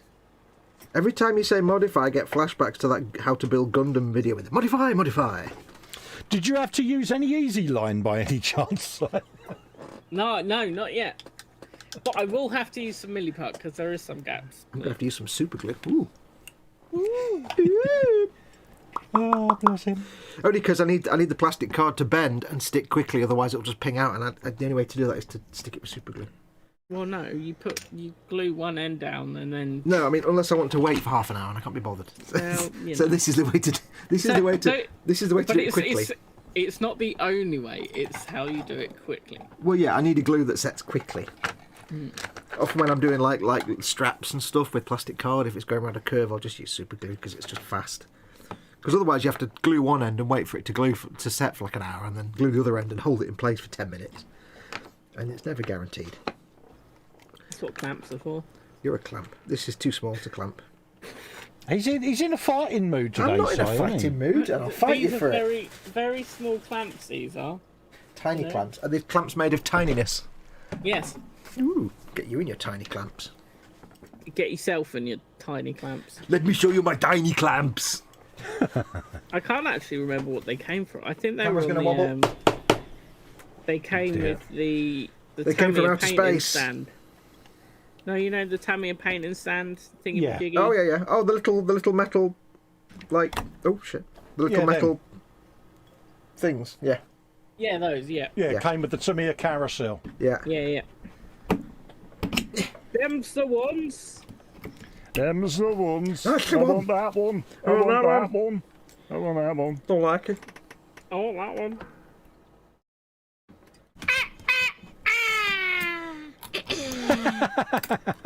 Computer says no.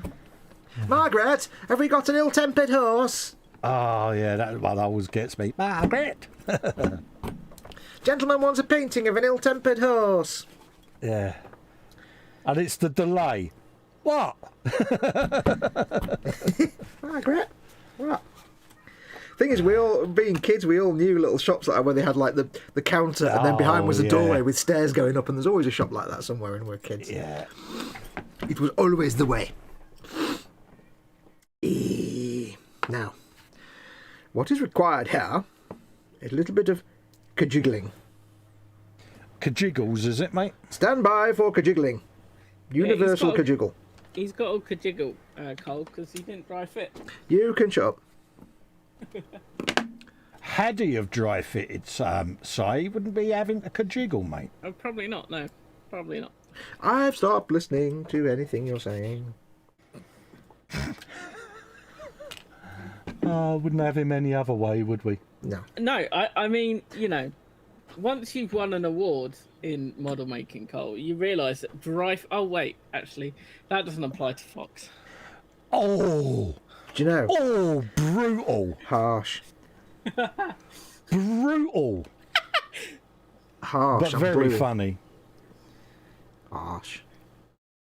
Well, it could be even worse if it was a rescinded one. Well, it might not be. It might Moving not be. on. Things are in discussion. But let's not discuss that. No, that would be an ecumenical matter. Wrong end of the stick. There was an easy comeback to that anyway, Foxx. which you I'm missed. sticking. I'm doing thinking and stuff. Oh, you having to repair badly fitting models again? Yeah. You could have quite easily said, well, you know, Si, I don't need to win awards because I've won the hearts of over 10,000 subscribers. Do you know? What have you done on YouTube? That's what you could have said, and then I would have been like, Do you know, that sounds Yeah, so but you know good. what? You know what? I'm not a smug git like that. well, I don't. you I should don't be. wave my subscriber count around, high though it may be. No, but it would have been a 'Cause great I'm comeback not. for I'm that not moment. shallow like that. It would have been a great comeback for that moment. Yeah, but I'm a nice man. I'll take the hits. So Okay. you don't have to. Thanks. That sounded like a bit like something out of Starship Troopers. I've not seen that for a long time. We'll take the hit so you don't have There to. you go. Would Gaps you like covered to know up. more?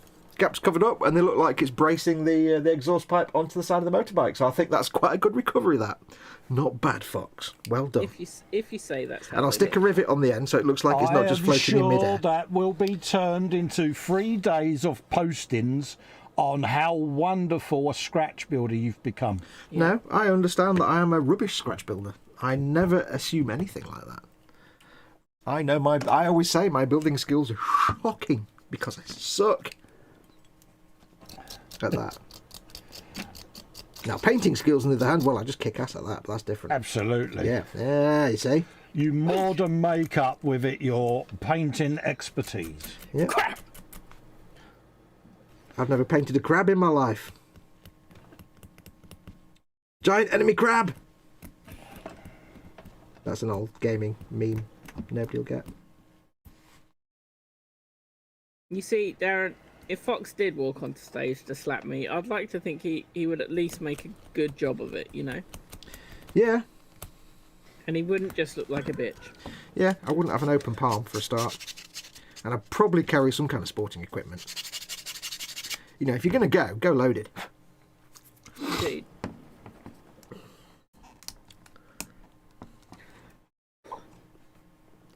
Or if you're going to slap, at least carry a handbag while you're doing it.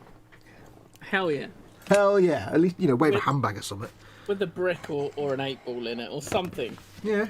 Or just send Festa's mum up. There you go, that's how you properly do it.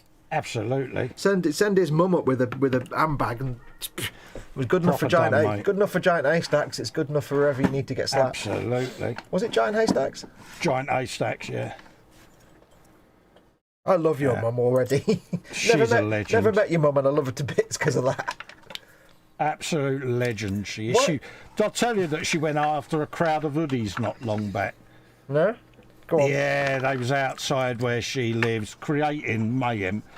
She said, I went out there, she said, and I gave them a piece of my mind and told them if they didn't behave, I'd box their ears. I'm like, Mum, you're 4'8", they was probably at least 6 foot and carrying knives. Behave yourself, love. Oh, I don't know if they were like 15 or whatever. They were probably about 3 foot nothing. Yeah, but- they would have been It was carrying. They wouldn't have been carrying knives. They would have been carrying shotguns. It's just the way she got. And I told them I'd box their ears. It's like, oh, bless your mum. Don't ever change. Yep. Yeah, bless you, but please God, be careful. Yeah, honestly, she's one of those. She just, out she goes. It's like, mother, behave. Right. I've stuck a rivet on the plastic card, so now it looks intentional. All my excuses are valid. Good. See? No, it doesn't look like a fudge. I am impressed. It looks like a with you. bodge. That's different. As Everything long I as know. it looks orc, that's all that matters. Yeah, everything I know about this bodging I've learned from you, Carl. Oh, absolutely, mate. Stick a Oh, rivet yeah. on it and everything works. If in doubt, put a turret on it, a gun, or put a big funnel on it. I mean, I'm actually putting a rivet on this bit, but it's underneath and you'll never see it anyway, but oh well. Yeah, but it's there. I know it's there. It's all content for the live stream. Stick a rivet on it! Like The and viewers, subscribe. all know it's there. Yep. Oops. Get off the knife. Get off the knife. Get off. Fascist. Ooh, new time team in a few days.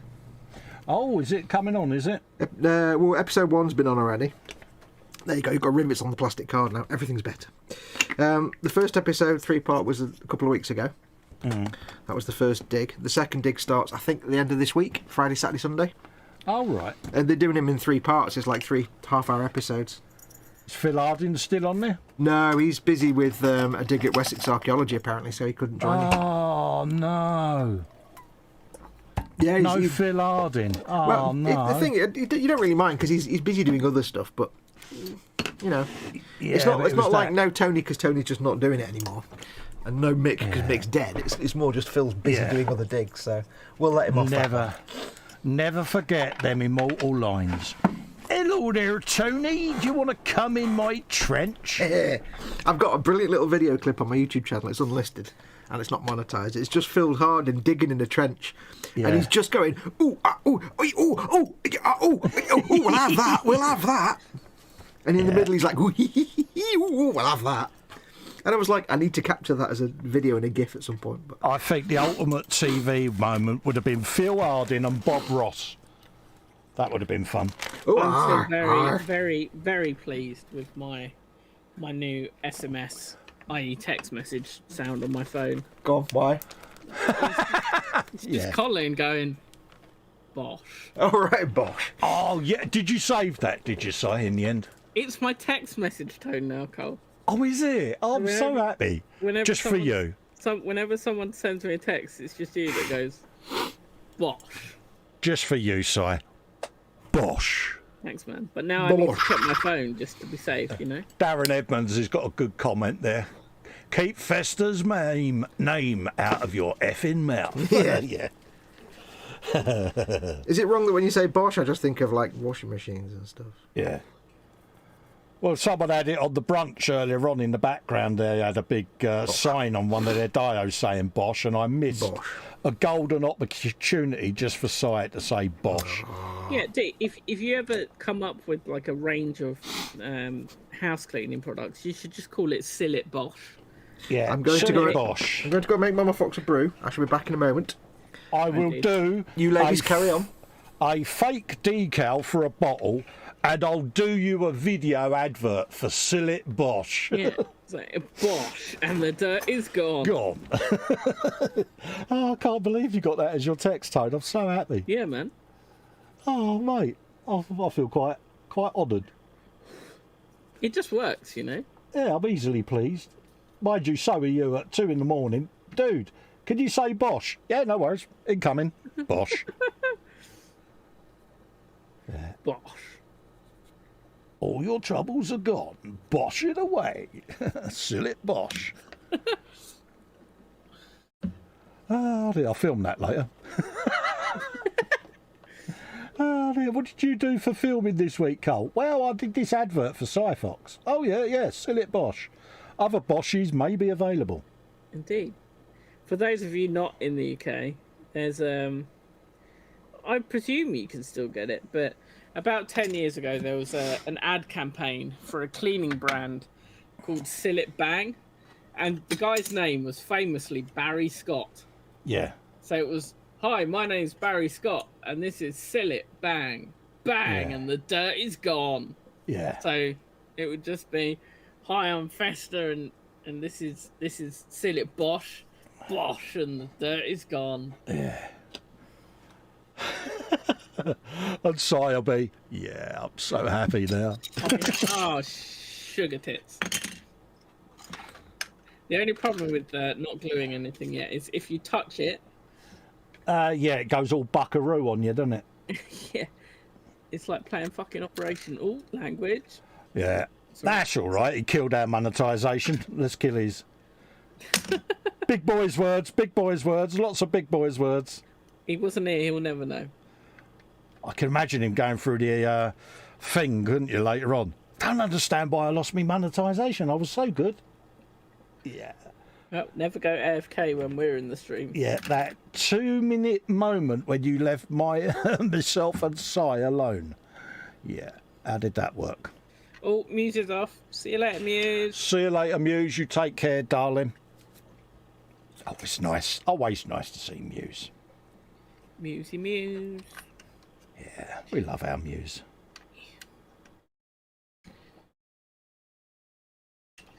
I do like the Ork Dacker Jet. It's just a cool model. It is, isn't it?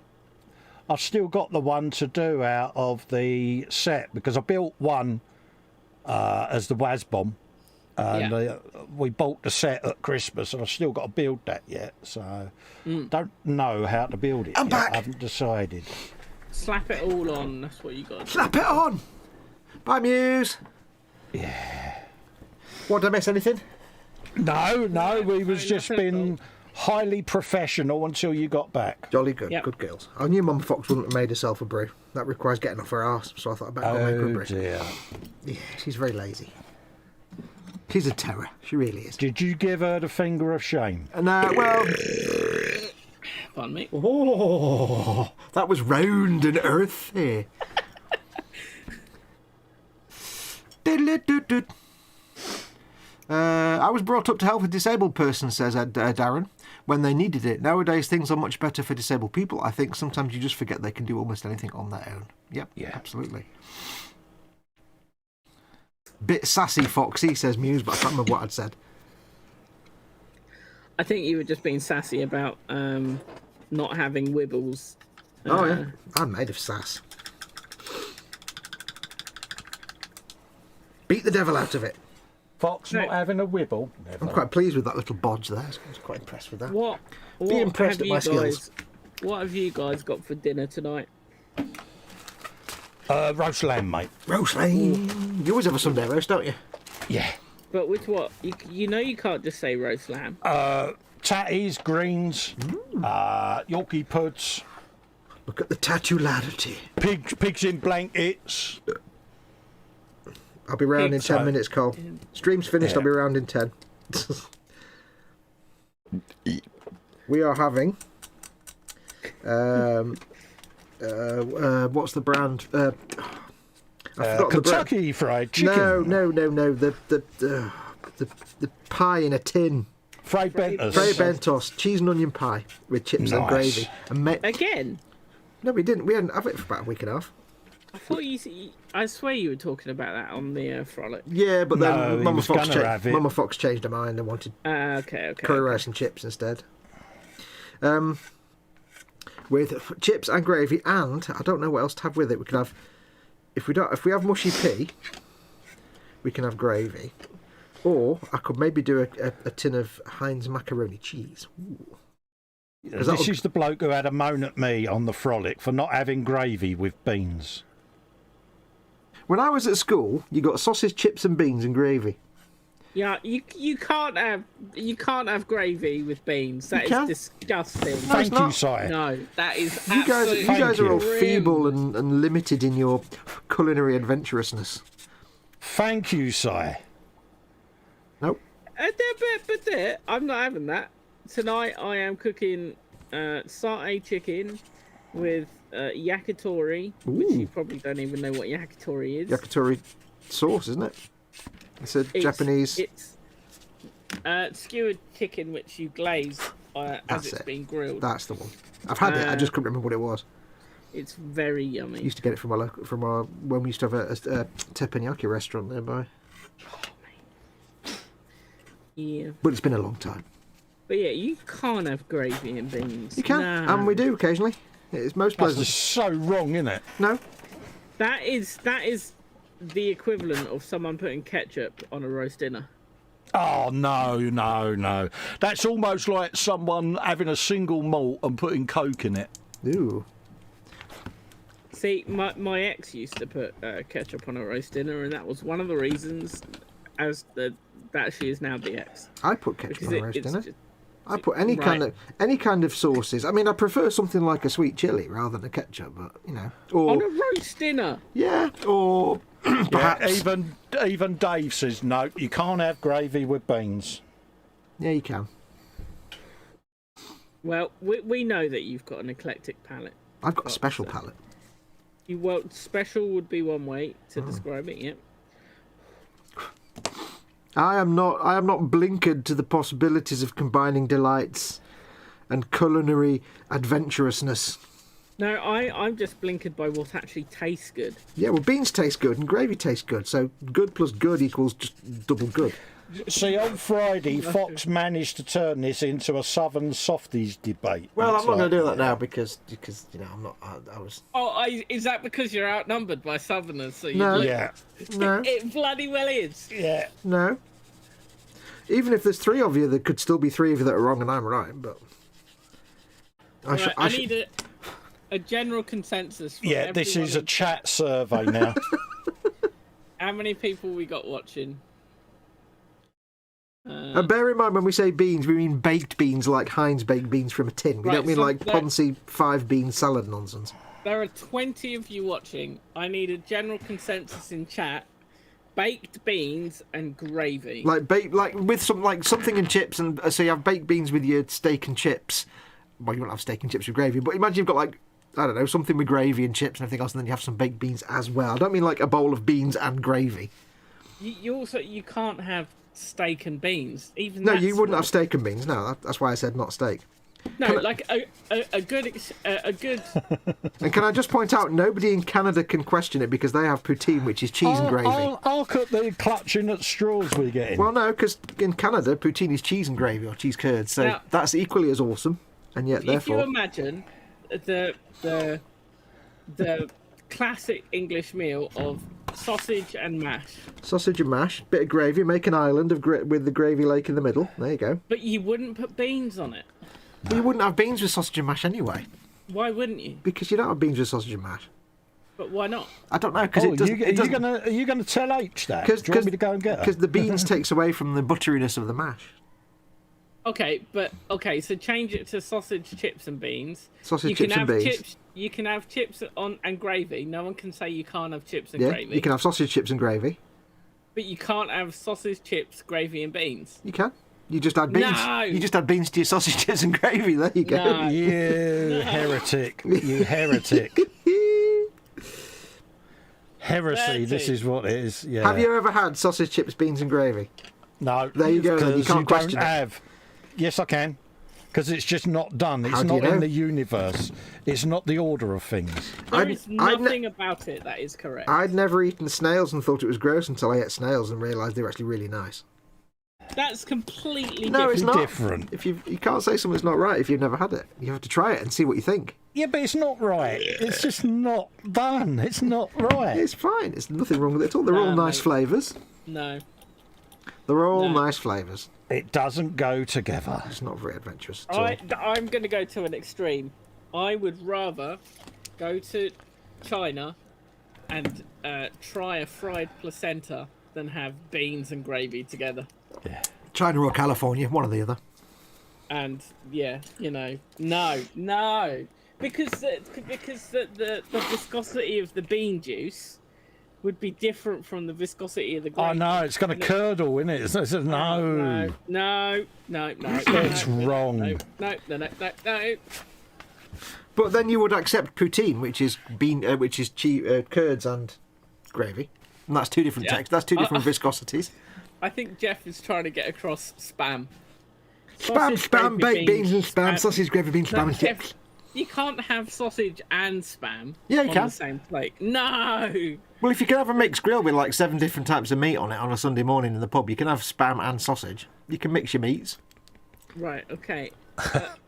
Well, I say meat. I say meats. I mean, obviously spam isn't really a meat. It sounds so wrong. Sausage and spam. Hey, don't knock it. Oh, Some schools depend on stuff like that. That damn Quano Man says to his side, that damn manly burp just vibrated my entire house. Apologies. I hope your foundations are strong. Darren Edmonds agrees that gravy and beans is wrong. Correct.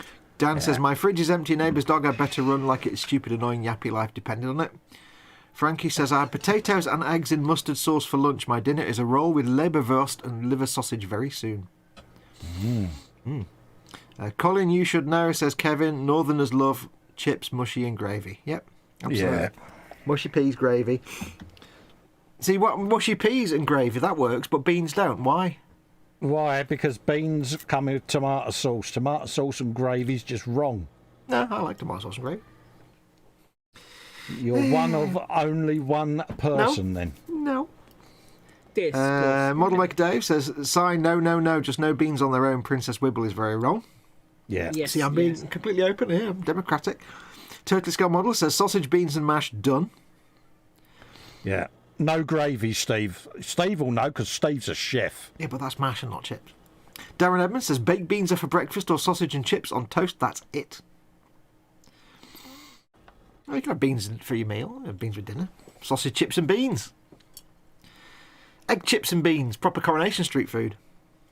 Yeah, beans are great. Like, if you've got a meal that you need some fibrous content, Yeah. you don't really want veg. Beans are, or can be, given the right meal, an excellent substitute. Yeah. Yeah. Totally Scale Model says Belotti beans. No, that's too poncy. We're just doing baked beans here in a tin. We're not doing poncy bean nonsense. Yeah, but are baked beans not just Belotti beans? I don't know. They're just orange beans in a tin. Oh, wait, no, sorry. I think... I was so hoping he was going to say no. They're Heinz. I'm not like that. I was so hoping. Darren Edmonds says... beans are actually haricot beans. Yeah, I think they are haricot beans, aren't they? Darren Edmonds says, is that a northern mixed grill, sausage and spam? Yeah. Now, here's a question that might divide the chat. Here's a question. Oh, dear. You've had your dinner, and whatever it was, it's got gravy or beans or whatever it's had some kind of fluidy sauce in there. So you might have I'm getting ready to leave. You might have gravy and stuff like that on the plate, or whatever. It had something. Do you or do you not lick the plate clean? No. No. Let's say it's a really nice gravy or sauce. You've enjoyed your meal. It's got this delicious little bit of gravy or bean juice or whatever. Ideally, you would have kept Some bit of bread or a bit of pita or a bit of something to absorb it. But no, you wouldn't sit there like some chud going, oh, I'm licking the plate. No. I do. See, for me... I don't want to waste anything that's delicious. If it's my cooking... and it's my plates that I wash up Yeah. in my house just with the missus. She already knows that I'm a fat git. I if it's the correct meal. Are you basically saying yes, but trying to make excuses for reasons why? I like the way he's really making this sound exotic. No. Yeah. Because I won't lick the plate for every meal. Hello, Mama Foxx. If it's like a roast dinner or like a gravy dinner, then I would probably lick the plate. Yeah, that's what I mean. That's what I'm saying. If you've got like gravy or sauce left over that's just really nice, I mean, a nice gravy or a... That's what I'm saying. So your answer is basically yes, thank you. Ha ha ha ha. But only with certain things. If I've got just like a pasta dish, I'm not going to fucking... Language. Apologies. I'm not just going to lick the plate, you know. But if it's a gravy and the gravy is particularly good, like it would be if I cooked it, because I don't combine weird things like you, Fox, then I would lick the plate. Yeah, it does seem to be mostly gravy or anything that's not a pasta dish that's had a thick sort of sauce of some sort. It just sounds so if it's involved very chips, wrong. If it's involved chips. No, because it's like If you just happen to have nothing left to soak up the sauce on the plate, then it's just a waste. Hello, Mama Fox. No, she can't hear me. Then it's just a waste of delicious sauce that you've gone to all the trouble of making. She's probably shaking her head going, can't believe that son of mine licks his plate. I wouldn't do it at somebody else's house, of course. I'm not uncouth, but if it's in my own house, then yeah, damn straight. No point in that sauce going to waste. But let's see what chat says. I only generally do it on plates that I wash up because Yeah. I don't trust other people's washing up. No. I do the washing up anyway, so that's a given. You sure you wash it up and you don't just lick it up? I dry fit it up. I dry fit it first and then I wash it. Sure. You see what I did there? Good callback there. You see what I did? I was. Oh, excuse me. I was impressed. That came from nowhere. Steve says Lincolnshire sausage, horseradish mash, and red onion gravy. Oh, nice. That sounds pretty good. Fox, you're an animal, says Dave. Mop it up with bread, says Kevin. Yeah, but I'm going on the assumption you don't have anything left to mop up the sauce or gravy with. This is the important point, you see. No, Fox, you heathen, you would have some nicely buttered bread, says Steve. Quanaman says, Fox, yes, that has to be done. Thank you. Yes, I do it when I'm alone, says Frankie, but we're mopping up the sauce. That's what you did there. Come back next week, try the Dan's fish. bound to side with you, though, because he's northern. Yeah, true. Good lad. I just have this image now of whoever it was that said if they're on their own licks their plate.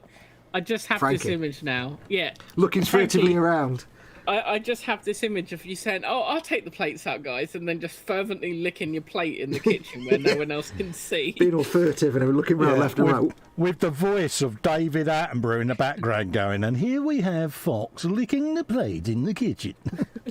You don't want to waste good food. If it's good food and you've gone to all the trouble of making it, you don't want to waste it. So wrong. Licking your plate clean, says Darren. That's another northern habit. Fox's northernness is starting to show. It's never been hidden. I'm made of northernness. I'm surrounded by southerners. I have to be northern. Easy. Well, I have to be easy as well, but, hey.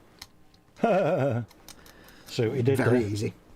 Lynn Dipple's in. Finally got internet back. Had to plug into an Ethernet cable.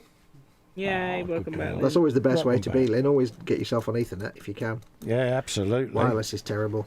One of those fandangled Wi-Fi, it's useless. Joel Grits in. Hello, Fox, Colin and Si. Hello, all in chat. Hey, Hello, buddy. Joel. How you doing, buddy? Lynn Dipple says she licks a plate.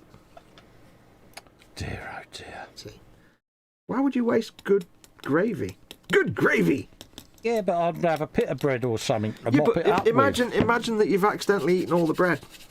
Because with. you've I'd been order some more. because you've been making your sausage sandwiches, you've been going along eating your sausage chips and gravy. No, you're so wrong. See, I only ever have to lick the plate if I've eaten my dinner wrong. I bet you don't even make sandwiches out of things that you're eating, do you?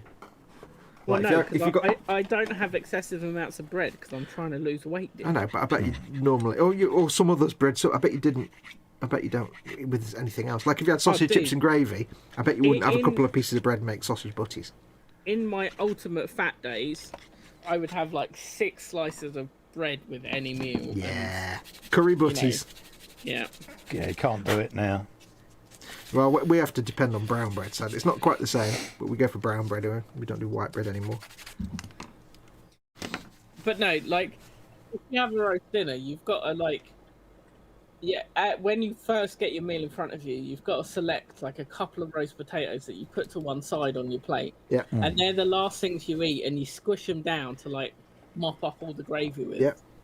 And So don't you forget, put of course, it if you've done it right, you've got left on your plate is a gorgeous concoction of gravy and horseradish sauce. See, there's one thing A I little bit do of mustard.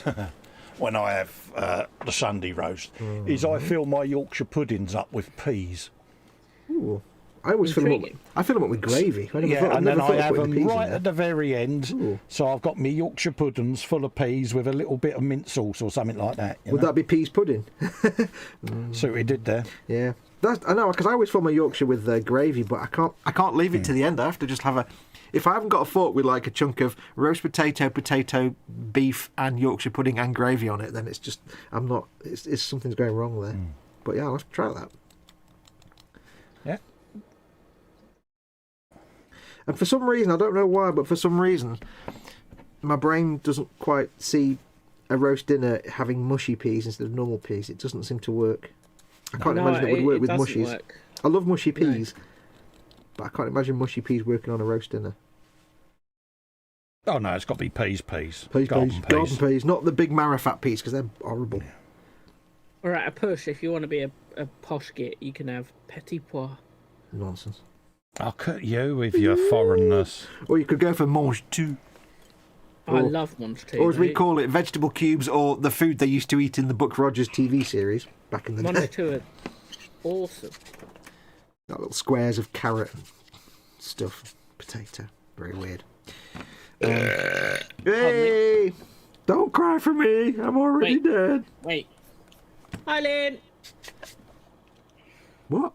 Oh, nice to see your hands. All right. Yeah, so I put my face in the camera for a second. You need hands. At least I think I put my face in the camera. Underneath the Cheers.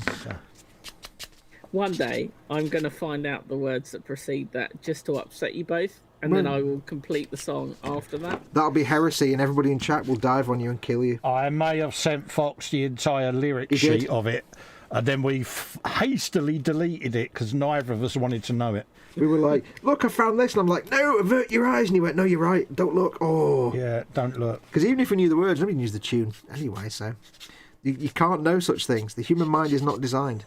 Such lyrics were never written. They don't exist. Okay. And if you do that, you'll just take you out and shoot you behind the shed. I mean, I guess that would be fair enough. Yeah, it'd be fair dues. Fair point, well made. Okay, so they go that way up. 24 watching and 19, says Lynn Dipple. Yeah, give us your thumbs up, Phelps. Yeah, Phelps, absolutely. That's not a real word. Thumbing up your favourite creators means they're more likely to pop up on searches, and it helps them out massively. So, give me all your thumbs. Don't try and thumb Foxx up in real life, because you might get a weird squeal out of him. Well, I'd be wondering what you were doing in my room, for a start, in this room, in this house. Well, you know, they might meet you at Telford or something. There might be like an illegal thing going on there, you know what I mean? That's true. Luckily, if it was at Telford, I'd be wearing all the trousers and things, so Yeah. all of them. Yeah, but you're vulnerable at the moment because you're in your skivs. I'm in my shorts, not my skivs. I'm not wearing my underwears. Well, I'm wearing underwears, but I've got trouserations on top of those. I just changed into my shorts because it was a bit warm. For jeans. Yeah, Foxx is so northern he even has braces on his boxers. Ew. I used to wear braces, though. When I got my dad's suit. Proper braces, I hope. Yeah. I hope they was buttoning braces and not these crocodile clip fake things. Well, if you'll let me finish, it's my turn to do that for once. Yes, Yeah. when I got my So, dad's. Colin, what are you doing this afternoon? What am I doing, mate? I'm sitting here painting this tiny little grot, mate. No, God. Go on, Foxx. I won't interrupt again. I promise. No, when I got my dad's suit from the 1950s, which I've mentioned before, it had buttons on the trousers for braces. It didn't have belt loops, so I had to find actual button braces.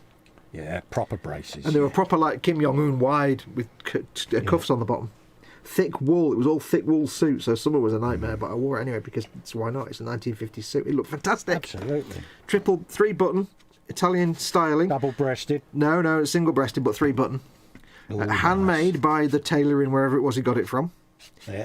All wool, so it was hot and sweaty in the summer. Proper 1950, like late 50s, early 60s, so tiny lapels. Yeah. Like did you lapel- shoot your cuffs? Yeah, oh yeah, I had cuffs on it. Yeah, no, did you shoot them? What does that mean? You shoot your cuffs? Yeah. When you wear a suit, you throw your arms forward and it shoots the cuffs out the end of the Oh, sleeve. right, yes, it was one of the... Just enough to show a very... Yeah. Yeah, the sleeves were just long enough to just tear a little bit of cuff, like that. Oh, yeah, shoot your cuffs, mate. And it had... Size going, these two are so old. yeah, it had the proper turn-ups, it had button fly and everything. Oh, nice. Like I say, it had the turn-ups on the trousers, had cuffs on the trousers, trouser cuffs. Yeah. It was proper Kim Jong-un, big wide, but straight up all the way. Yeah. So as my dad said, it wasn't double-breasted, but it was, and he used some phrases from the 50s. It was the drape shape yeah. with the reap pleat and the something else. Yeah. Drape shape with the reap pleat, and there was another phrase. Because it had like crisp pleat down the front and the back of the trousers. Like you could cut yourself on it. It was so sharp, the crease. That crease never went away. And it was proper thick wool. So it was like a very dark, almost black, but with a very faint, tiny grey houndstooth pattern on it. I've still got the jacket. I've still got the jacket, but the lining's all ripped up, unfortunately. It's just falling apart. Proper job then. Good man. Proper tailored, not off a shelf. Yeah, made by bespoke. Yeah, not by a tailor. It was made by a department store. It was like in the days when you go to a department store and they'd tailor the suit for you. Yeah. It wouldn't be off the shelf, and it was some department store in Scotland, because my dad was living in Scotland at the time, in the 1950s. And it was the suit, apparently, he got married in. Oh, wow. And it was I found it in the cupboard. I was like, Dad, where's this suit from? And he said, I've got an old suit in the wardrobe. You can have it if you want. Yay! Because I was into, like, retro clothing at the time when I was at school. Yeah. It's like, this is an actual 1950s suit. And it was the height of summer, and it was 1,000 degrees, and I wore it anyway, and I sweated, man. My missus is the same. She loves all of the 50s, 1940s and 50s outfits, you know, and absolutely. It just looks right, doesn't it? Yeah. You know, and there's a certain grace and style to it. Modern day suits just look like cheap shit you buy off a shelf, and it just comes off a rack, and it's made of thin cotton and rubbish. You looked dapper. Hang on, I've pinged my earpiece off. Hang on. You look. Oh, he's pinged his earpiece off. Foxx is a no, princess. I've got my Foxx is a earpiece in. princess. I've pinged off me. Yeah, the old suits, because they weren't just like, not all of them. Well, a lot of them were, but the ones that weren't just like you go into your local whatever store and buy the same suit as everybody else. This was like, what suit would you like, sir? What's your size? Let's take your measurements. There you go. Right, we'll make that for you in a week. And it was proper wool with linings and. But I love the fact that the collars were just on the cusp of the 1960s, so the collars on the jacket were like normal length, but really small. Yeah, really thin. Yeah, like really... Like, not quite 1970s massive, 1950s, 1960s. Yeah. Ooh, very nice. Very nice. What is the time? Because my belly is saying that I should be eating soon. It is 18:15. Is it really? Bloody I'm hell, that's a whiz round. Probably going to bail and go. Yeah, well, make we're me finishing in dinner. about 45 minutes, so... Right, well, I will leave you both to it. Okay, thank you for coming in, Simon. Simon Reynolds. Take care, Si. Thanks for being on the telly. On the telly. And not just being in my ear, not just coming in my ear, but like coming in my eyes as well. Steady, Neris. Easy, Tiger. Easy, right, I'll Tiger. see you all on Friday. Have a good week. Yep. Take care, Take care, Si. Si. Bye. Bye. It was nice to have him on camera for a change. It was. You know what this means? Oh. This means we're in charge again now. You do know what this means, though, as well. What's that? Although, yes, you've just realised we have to read our own chat. Then again, we've had to read our own chat all show. He's done nothing today. I know, we've done well, I think. We pay him for, honestly. But I know. my nose is just suddenly running like I've turned on a tap. Sorry. That's all right, mate. You do realise what this means, though. What's that? This means we now have to find someone who's off camera but can read the chat. Yeah, I shall do a bit of chat dollying No. in a sec, mate. I mean, now there's 3 of us on camera. We have to find a 4th who can just be the voice in the background. We're going to have to find a new person, aren't we? Yeah, we've got to find a new chat queen. Chat queen. Oh. Can you think of anybody? No. Arse. What, that's going to put up with us 3 idiots? Yeah, there isn't anybody, is there? I don't know. Do an advert. Are you an idiot? Yeah. Situations vacant. Wanted. What an idiot. Can you read? Oh, my nose just exploded. Sorry. I was like, my nose just went. All the contents came Oh out. dear. Proper I don't know why. nostril emptying. It was like. Gross. Have a bit of that. A bit of that, and a bit of that, and a bit of I'm that. making the dudes now. Oh, you're making dudage. I'm making the dudes. Now, you didn't glue these in on yours, did you? You left them unglued while you were painting them, I think. Oh, yeah, mine's all in sub-assemblies still, mate, yeah. Sub-assemblies, can you glue them? Yeah, it just makes it easier for me to paint it. Sub-assemblies, yes you can. Like and subscribe. Now I'm going to have the whole thing of, can I actually... When I put the guy in, is his arm going to fit on the handlebar? Am I going to have fit issues with that now as well? God, I don't know, we'll find out, won't we? Dry fit it. Dry fit. Well, I can't because I can't dry fit the handlebars because they're wibbly wobbly and loose. I think I probably can. It will fit. Yeah, I'm sure I dry fitted mine. Sure of it. Lynn Dipple says, not me, I work every other Sunday, or I would like to, and if my internet works. What are we talking about? Yeah. I don't know what that was relating to. Total Scale Model says, proper question, which is the better kit, the 148th Hobby Boss Osprey or the Italeri 148th Osprey? No idea. Oh, no idea, Steve, to be honest with you, mate. I've not built either. No, I mean, my guess would be the Hobby Boss, because Italeri are like, hits and misses. But I don't know, I've not built either of them. I like the Ospreys, though. They're kind of funky. They are. They've got that steampunk look about them, They've got that, how in the name of Satan's butt cheeks does that even work? Yeah. Kind of look to them. Yeah, who thought that was really a good idea for design? But Crazy. It works. The crazy Americans. Oh, I see what I mean. Yeah, Lynn was talking about there being the voiceover. Yes, being the voice of the gods. She works every other Sunday. Panzer Cat nominates Model Maker Dave. Yeah. Second the motion, Panzer, says Lynn. We also need someone who can give as good as they get and can take abuse, of course. Absolutely. Ideally, someone with a deep geeky love of geeky stuff.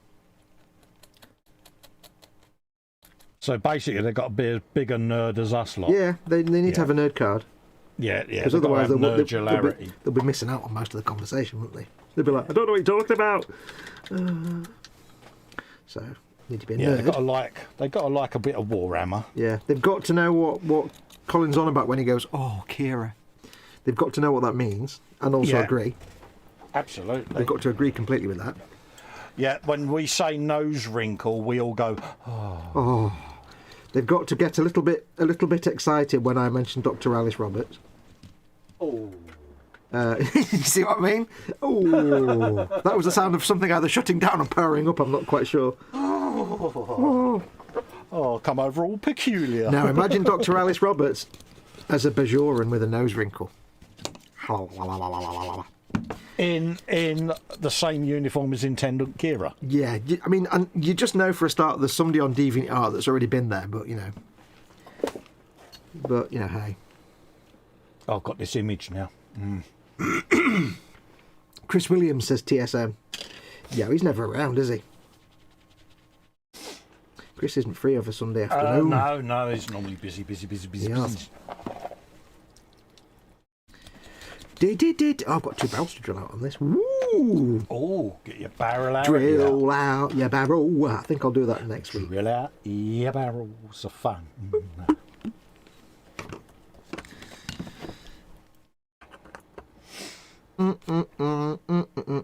Has to be someone not too young because they need to get some references that we make about old stuff.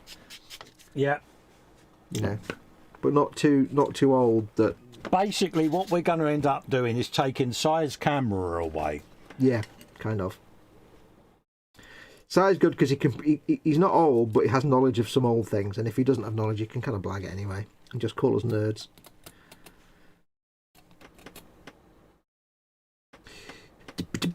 Ooh, fingerless gloves, I like that. Yeah, we are very nerdy. Yeah, absolutely. But I like being a nerd, to be honest with you. Being a nerd is fun.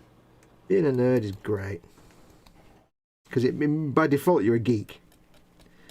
Oh, easy. Yeah, you can be a definitely. geek without being a nerd, but you can't be a nerd without being a geek. Because you can be a cool geek, but you can't be a cool nerd. But you can be a geeky nerd. When Colin goes, oh, Kira, I think Colin needs to keep his eyes off my bird. Yeah, Kira. Says Dan. Colin, what about Vince for your new chat queen? Oh, that would work. Who's Vince? I don't know who Vince is. Vince, Belgian Vince. Oh, Belgian Vince. Oh, yeah, except... Not heard from him in ages. Yeah, except... I suppose the only downside is if we mention anything, he'll go off on a rant about it for an hour. Oh, bless him. He is so funny when he has one of his moments. He's not... You think I go on Wibble? Yeah. I'm placid and calm compared to Vince. If you set him off on something with a good subject, he'll be off for hours. I can remember a 2 hour and 15-minute wibble that he had over Trump. Mm-hmm. And it was so funny. In the end, I had to come off camera and have a breather because my ribs were absolutely caning. Yeah. We would also need the person to obviously not do politics and religion. Yeah. I think with Vince, you couldn't guarantee that. He is so funny. But like you say, he's passionate about his beliefs. Yeah. But when he goes into a wibble, there's no calming him down, is there? He's just gone, and it's brilliant to watch. He basically exists in a complete vacuum of there's no resistance and no frictions. Once he goes off on a spinny wibble, he's gone. Yeah, you think I'm bad on shrinkflation. Paul Di Tommaso says, I made myself a pepperoni pizza with green olives, bacon bits and extra cheese. Woo! Oh, nice. Now, is that a thin dish or a deep dish? If it's homemade. I've started to appreciate thin crust pizzas. Oh. I always like Let's put this on. I don't know. Well, I don't know. I never really liked them because I've always, when I was younger, of course, our exposure to pizza was crappy things like Domino's and Pizza Hut and stuff. So that's all deep dish rubbish. And I've never really thought that I liked the thin crust one. But a couple of months ago, I had a pizza from my local swarthy Turkish kebab emporium. Yeah. And it was a thin crust one. It's really nice. And then we discovered a takeaway Italian over the last couple of months that we've been ordering from. You know, when we have a takeaway dinner. We've had a few orders from them. And their food's quite nice. But when you get a garlic bread, it's a thin crust pizza garlic bread. Oh, right, yeah. Which we didn't know. And I was like, oh, actually, it's quite nice, that. So I've started to develop a liking for thin crust pizza, where I never had one before. Hey, mate, it works. I mean, I still like a big, fat, squishy crust and a stuffed crust of cheese or... whoever it was that started putting sausage in the crusts. Oh, God damn it. That was just fantastic. He says, no, it's a Casa di Mama frozen pizza. Mum's house pizza. If you translate it, it's a pizza. Mum's house pizza. Doesn't sound as good in non-Italian, does it? No. What's that? It's a Casa di Papa. What's that? It's Mum's house. Sounds very northern, doesn't it? Mum's house pizza from me mum. Mum's house pizza. Who made it? Me mum made it. With gravy. With gravy and beans. Lynn Dipple says, you should hear Vincent Wibble. Oh, wow. Yeah, it's brilliant. You used to sit there some nights and prime him, didn't we? And it's like, he'll go in a minute. And you would just leave something out there, and then he'd pick up on what you was on about. That was it. He was gone. And the best thing with Vincent's Wibbles is he wibbles better than all of us, and he's not even a native English speaker, for crying out loud. Oh, mate. Yeah. And yet he wibbles better than all of us. You wouldn't know it. Very highly intelligent young man. It's all in the pronunciation. You do someone with a 1950s BBC voice, says Darren. This is the BBC. Yeah. I shall now read comments that appear in the chat. Lynn Dipple says, sounds good, Paul. I had a pepperoni pizza last night. It was at Atkins Pizza, not good. That sounds rubbish, that. We need someone who sounds exactly like Carl Sagan. Yeah. Candygram for Mongo it is, then. Yeah. Let's try a line in Carl Sagan then. I made myself a pepperoni pizza with green olives, bacon bits, and extra cheese. No, it doesn't really work. I'm not in the position to do Carl Sagan. I have to warm myself up to Carl Sagan voice. I suddenly had this unnerving idea of Paul Stewart. Oh God! Could you imagine the chaos? He just insult everybody there. Yeah. Your band, your band, your band, your band, and all of you are banned. Adeptus is in. Hello, mate. Welcome, Adeptus. He's so excited for squats. Yes. Hey. You missed all the squat conversation there when Si was here, though. You missed all that out, mate. Yeah. Yeah, bless him. He's looking forward to a mini. Yeah. He's got a bit of a squat boner. Is that something I need to add to my list? Then is it squats? I don't know, because it depends what you're in, what you fancy. They're just like, it's just Imperial Guard, but dwarves. Oh, so right. They're just like dwarves, but not steampunk. So they're a bit like those Kaharadrons you got.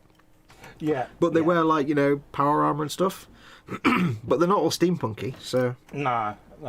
I don't know if you'd... No, I tend to like the steampunky and orc stuff. you like the Kaharadron stuff because it's all steampunk. And Yeah. you could do something with it. I don't know. You might fight. You might look. Suddenly realised I've still got them to build yet as well, but they haven't got to film them. No. But I knew you'd like the Orks because it's all cobbled together stuff, and I knew you'd like the Kaharadrons because it's all steampunk, and those are two things you like. Squats, probably not. No worries. They're just like dwarf space marines, really, kind of, sort of. Oh no, you was bang on with Orks, mate. Yeah. I know you better than you know yourself, young man. Absolutely. It was like, yeah, go on. It was the way, like, yeah, go on. You'll know Orks.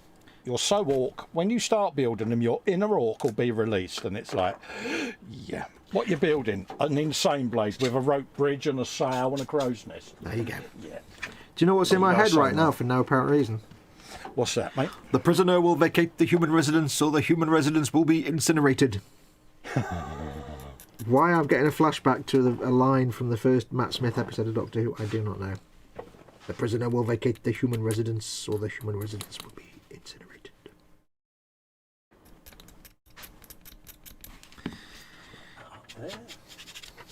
I'm being really good as well. I'm stood up. Oh, good lad. I forgot to set an alarm for you for 2 hours, so... Yeah. You know what I've also just remembered as well? What's that? Playing Half-Life 2. Yeah. Anybody who's played Half-Life 2 will know this. There's a bit where you get to a Vortigaunt, who, if you talk to him for long enough, he just does this line after line after line of dialogue. But he's got the most fantastic voice. It's just... There's a video of it, probably. It's like the Wise Vortigaunt or something. It's just... He's got this fantastic voice. I can't do it, but it's just... Oh, I could listen to that all day. He's like, we are you and you are we, and we see through the eyes of all those who know. He just like randomly trails off on words. It's just so mesmerising. Matt Smith was my favourite modern Doctor, says Adeptus. No. Who was your favourite, or have you not watched Doctor Who? Have you not watched them yet? The last time I watched Doctor Who, I think, was an episode with Tom Baker in it. Yeah. I am not surprised. Yeah, so I'm kind of... It's never really been my go-to. Yeah. I think my favourite was 10. What's his name? Fella McPherson. What's his name? 10. David Tennant. I couldn't think then. David Tennant. Yeah. I really like... What's her face? I love her Doctor. I just think it's been poorly written for. I've forgotten all the names now. Current Doctor, what's her name? Don't know, mate. Jodie... no. What? This is Jodie Foster, then. I love her. I love the way she plays the Doctor. I just think she's been given some really crap scripts. Jodie Whittaker. So I think she's my second favourite. David Tennant, then Jodie Whittaker. If she'd had the kind of scripts that Tennant got... Yeah. I think that would have been fantastic. But she's just been handed a lot of really duff scripts, I think. That's not done her any favours. Then I think Matt Smith. Then I think Peter... I don't know, actually. I'm torn between whether I prefer... If I put Matt Smith first and then Peter Capaldi, or Peter Capaldi and then Matt... I don't know. I don't know which... I think I prefer Matt Smith to Peter Capaldi. Because Peter Capaldi didn't really do a lot of the humour that Smith did. Matt Smith. I don't know. It's a difficult one, that one. But, of course, that's the new Who. Traditional Who, of course, Tom Baker. Best Doctor of all of them. Would you like a jelly baby? Pan's saying Sylvester McCoy was funny. He was a dark Doctor. He was dark and selfish, that Doctor. That was an interesting character. Very 1980s there with Ace. Ooh, dear. Beep, beep, beep, beep, beep, beep, beep, beep, beep. I've got to try and see if I can get this arm to fit now when line up, but I can't dry fit it. Just going to step out for a sec, mate, to get a drink. Okay. Let's have a look. I'll bung you full screen, mate. Oh, thank you very much. Where are we? Lynn Dipple says, Belly, Honey Nut Cheerios, milk in a bowl, shoveled into mouth with a spoon. Always. I keep meaning to buy cereal when I go to the shop and I keep forgetting, and there's nothing better sometimes when you're hungry If you're hungry and you're like, I can't be bothered making anything serious because I can't be bothered. And you think, I could just go for a bowl of cereal, like Honey Nut. You say Honey Nut Cheerios or Honey Nut Cornflakes, whatever. Honey Nut stuff is always really good. But yeah, I always seem to... This isn't going to fit now, is it? I can't coordinate making all these things fit at the same time. He needs to go on there, and he needs to go on in there. I can't blue tack his arm in place because it's not the kind of fit that you could jam somewhere. It might be, actually. Might be. Squat sounds like something you get after eating a cheap Atkins pizza. I don't know what an Atkins pizza is. I don't know what that is. I have no idea what this Atkins pizza is of which you speak. I don't know if I can blue tack that in place though. I might be able to. Oh yeah, a little bit. Okay. I'm always dubious at like blue tacking arms in place when I'm doing a dry fit because, of course, the blue tack takes up some of the space that the arm would take up. So it's never going to be quite the right fit once you've got glue in there, but it'll do for a test. Can I make this fit? Because this is a really weird fit on there. Okay, that would fit on there. Just about. It's knowing where to glue the... If I don't glue the driver in, then I've got to make sure I glue the handlebars at the right spot so that when I do glue the driver in, they meet up. So it'd have to be something like that. But he's wobbling around and the handlebars are wobbling because they're on like a nub and it wobbles. So it's quite tricky. You're kind of trying to herd cats here. So you'd have to make sure he's locked in place because he's not glued in. And he can wobble. You have to make sure that lines up with that. That lines up with that. This is where it gets a bit tricky, you see, and the fun of building goes away for me. Burpularity. I think it would all fit, probably. I just have to make sure it was all lined up. I'd have to glue the handlebars on without the rider being glued in. Get that lined up. Because then I can glue the driver in or rider later. The handlebars aren't straight. Hello. You never quite know. It's tricky to know which way around to do the assembly of that. I don't want to glue the handlebars on now because... Or do I? Can I? Why am I not gluing the handlebars on? This is a good question. Why don't I just glue them on? Certainly make life a bit easier. It's part of the Atkins diet. They have frozen foods and the pepperoni pizza tasted like shit, says Lynn Dipple. Yeah. I don't really think I don't think diets do anything really. Save yourself a lot of hassle just by eating healthy. Less.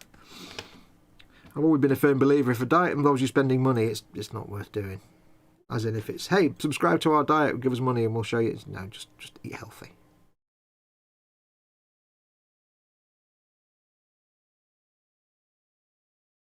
You get the slim fast diets and stuff and you get all the slim fast food, and if you see the slim fast food, it's like, I know why people are losing weight, because the meals are tiny. Just give you this little tiny portion of something. It's like, really? Yeah. David Tennant says Adeptus, good choice. Matt Smith was my favourite modern doctor, says Adeptus Latrina. Oh yeah, you were saying David Tennant because I can't remember his name. I grew up watching Tom Baker's Doctor Who, as did I. My intro doctor was Tom Baker on PBS here in the US. If I remember correctly, it was Genesis of the Daleks. One of the many origin stories that have been around for the Daleks. There's been a few. Right, can I get that to stay on a bit better? The arm doesn't quite line up when it's got blue tack on there. So I've got some play. If I was to make that fit on there...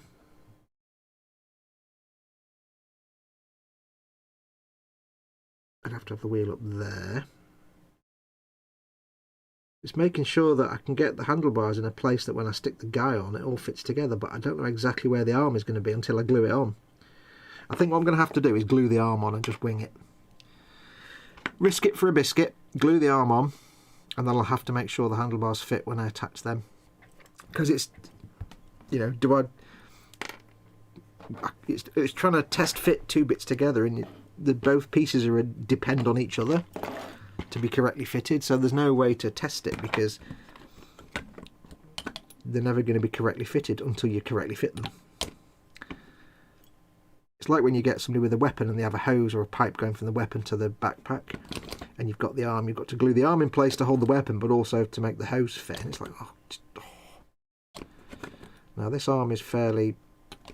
There's not a lot of play in this arm. It can't go anywhere. It's only got one way to fit, so that little small mercy means you can't really mess the arm up too much. It only fits like that. It can't go any other way. You can't adjust the arm, basically, so we shall glue the arm on, risk it for a biscuit, and we'll have to adjust the handlebars to fit. If it doesn't fit, plastic card. I'm not on that diet. I'm on the seafood and eat it diet, says Lynn. Yep, seafood and you eat it. Atkins pizza appears to be diet food, says Paul. Anyone get the ads advertising pills that boost brown fat production which burns other fats, etc., says Paul de Tomaso. I don't get ads on YouTube. I've got an ad blocker.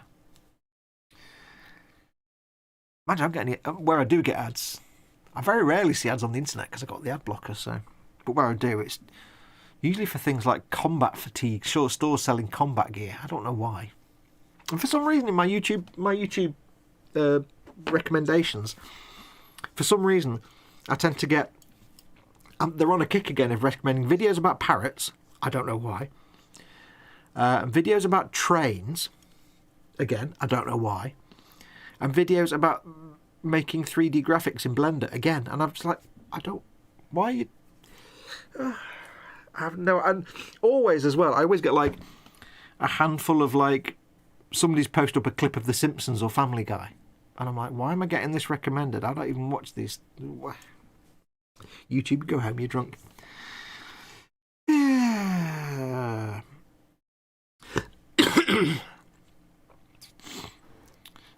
Quano Man says, went to B&Q earlier today to see if they do pet food for a breeze block. The security guard escorted me outside. They probably don't. Hello, you. Hello, you. Did you make yourself a lovely brew? I did, mate. Nice cup of rosy. Like and subscribe. Adeptus says that snake oil nonsense, Paul, about the Atkins pizza. Yeah, it may be a controversial opinion, but my opinion is that, like, any kind of diet that's, like, where you have to buy certain foods, like they say, buy our diet, or anything where you pay for it, it's just rubbish. Yeah. And any diet where it's not just you saying, you know what, I'm going to eat healthy and I'm going to eat less, is just nonsense. There's no such thing. I wouldn't bother. I've not known anybody ever do any kind of like organised diet thing where it's actually done them anything other than make them obsessed about buying specific products from that company, like Slim Fast and stuff. Oh yeah, it's like these special dietary meal adverts that you see, and it's like, it's buy our food at overinflated prices, isn't it? It's like all the supplement stuff, especially in the US where you get lots of supplements because they're not regulated by the FDA. Yeah. And it's like, you know, dietary supplements, and it's like, no, just eat healthy and eat less. That's it. It's as simple as that. Don't eat crap, or eat less crap, and just eat less food. If you eat a lot, eat less. That's the best you can do. Eat lots of fresh fruit and vegetables and eat fresh meat, but eat less meat. Absolutely. None of this protein shake nonsense. No, just be sensible. No, that's just so that you get hooked and buy their product. Yeah, that's just so you buy their product. Like Adeptus says, snake oil. I've always been a skeptic. I will always be a skeptic. Panzer Cat says, you went to the wrong shop, Dan. You can buy that food at Pets at Home. Lindipple welcomes you back. Adeptus Latrina says, I've run out of coffee and I'm trying this tea thing you guys across the pond seem to be obsessed with. Now, you'll be forgiven if you're not drinking Barry's tea. Ideally, it should be Barry's tea. If you want the best tea experience, it should be Barry's tea. If you tell us you're drinking some Earl Grey and stuff, then you're not doing it right. If you want proper British tea, none of this Earl Grey Lapsang Souchong breakfast tea nonsense. It's got to be the working man's tea. Yeah. Ideally, Barry's tea. But if you can't get that, something like Tetley or PG Tips or something. None of this, or Yorkshire tea. None of this Poncy Lapsang Souchong tea bag in a string nonsense. What tree are you... What? Oh, Lipton black tea. Yeah, that's rubbish. Get rid of that. Just get proper working man's tea.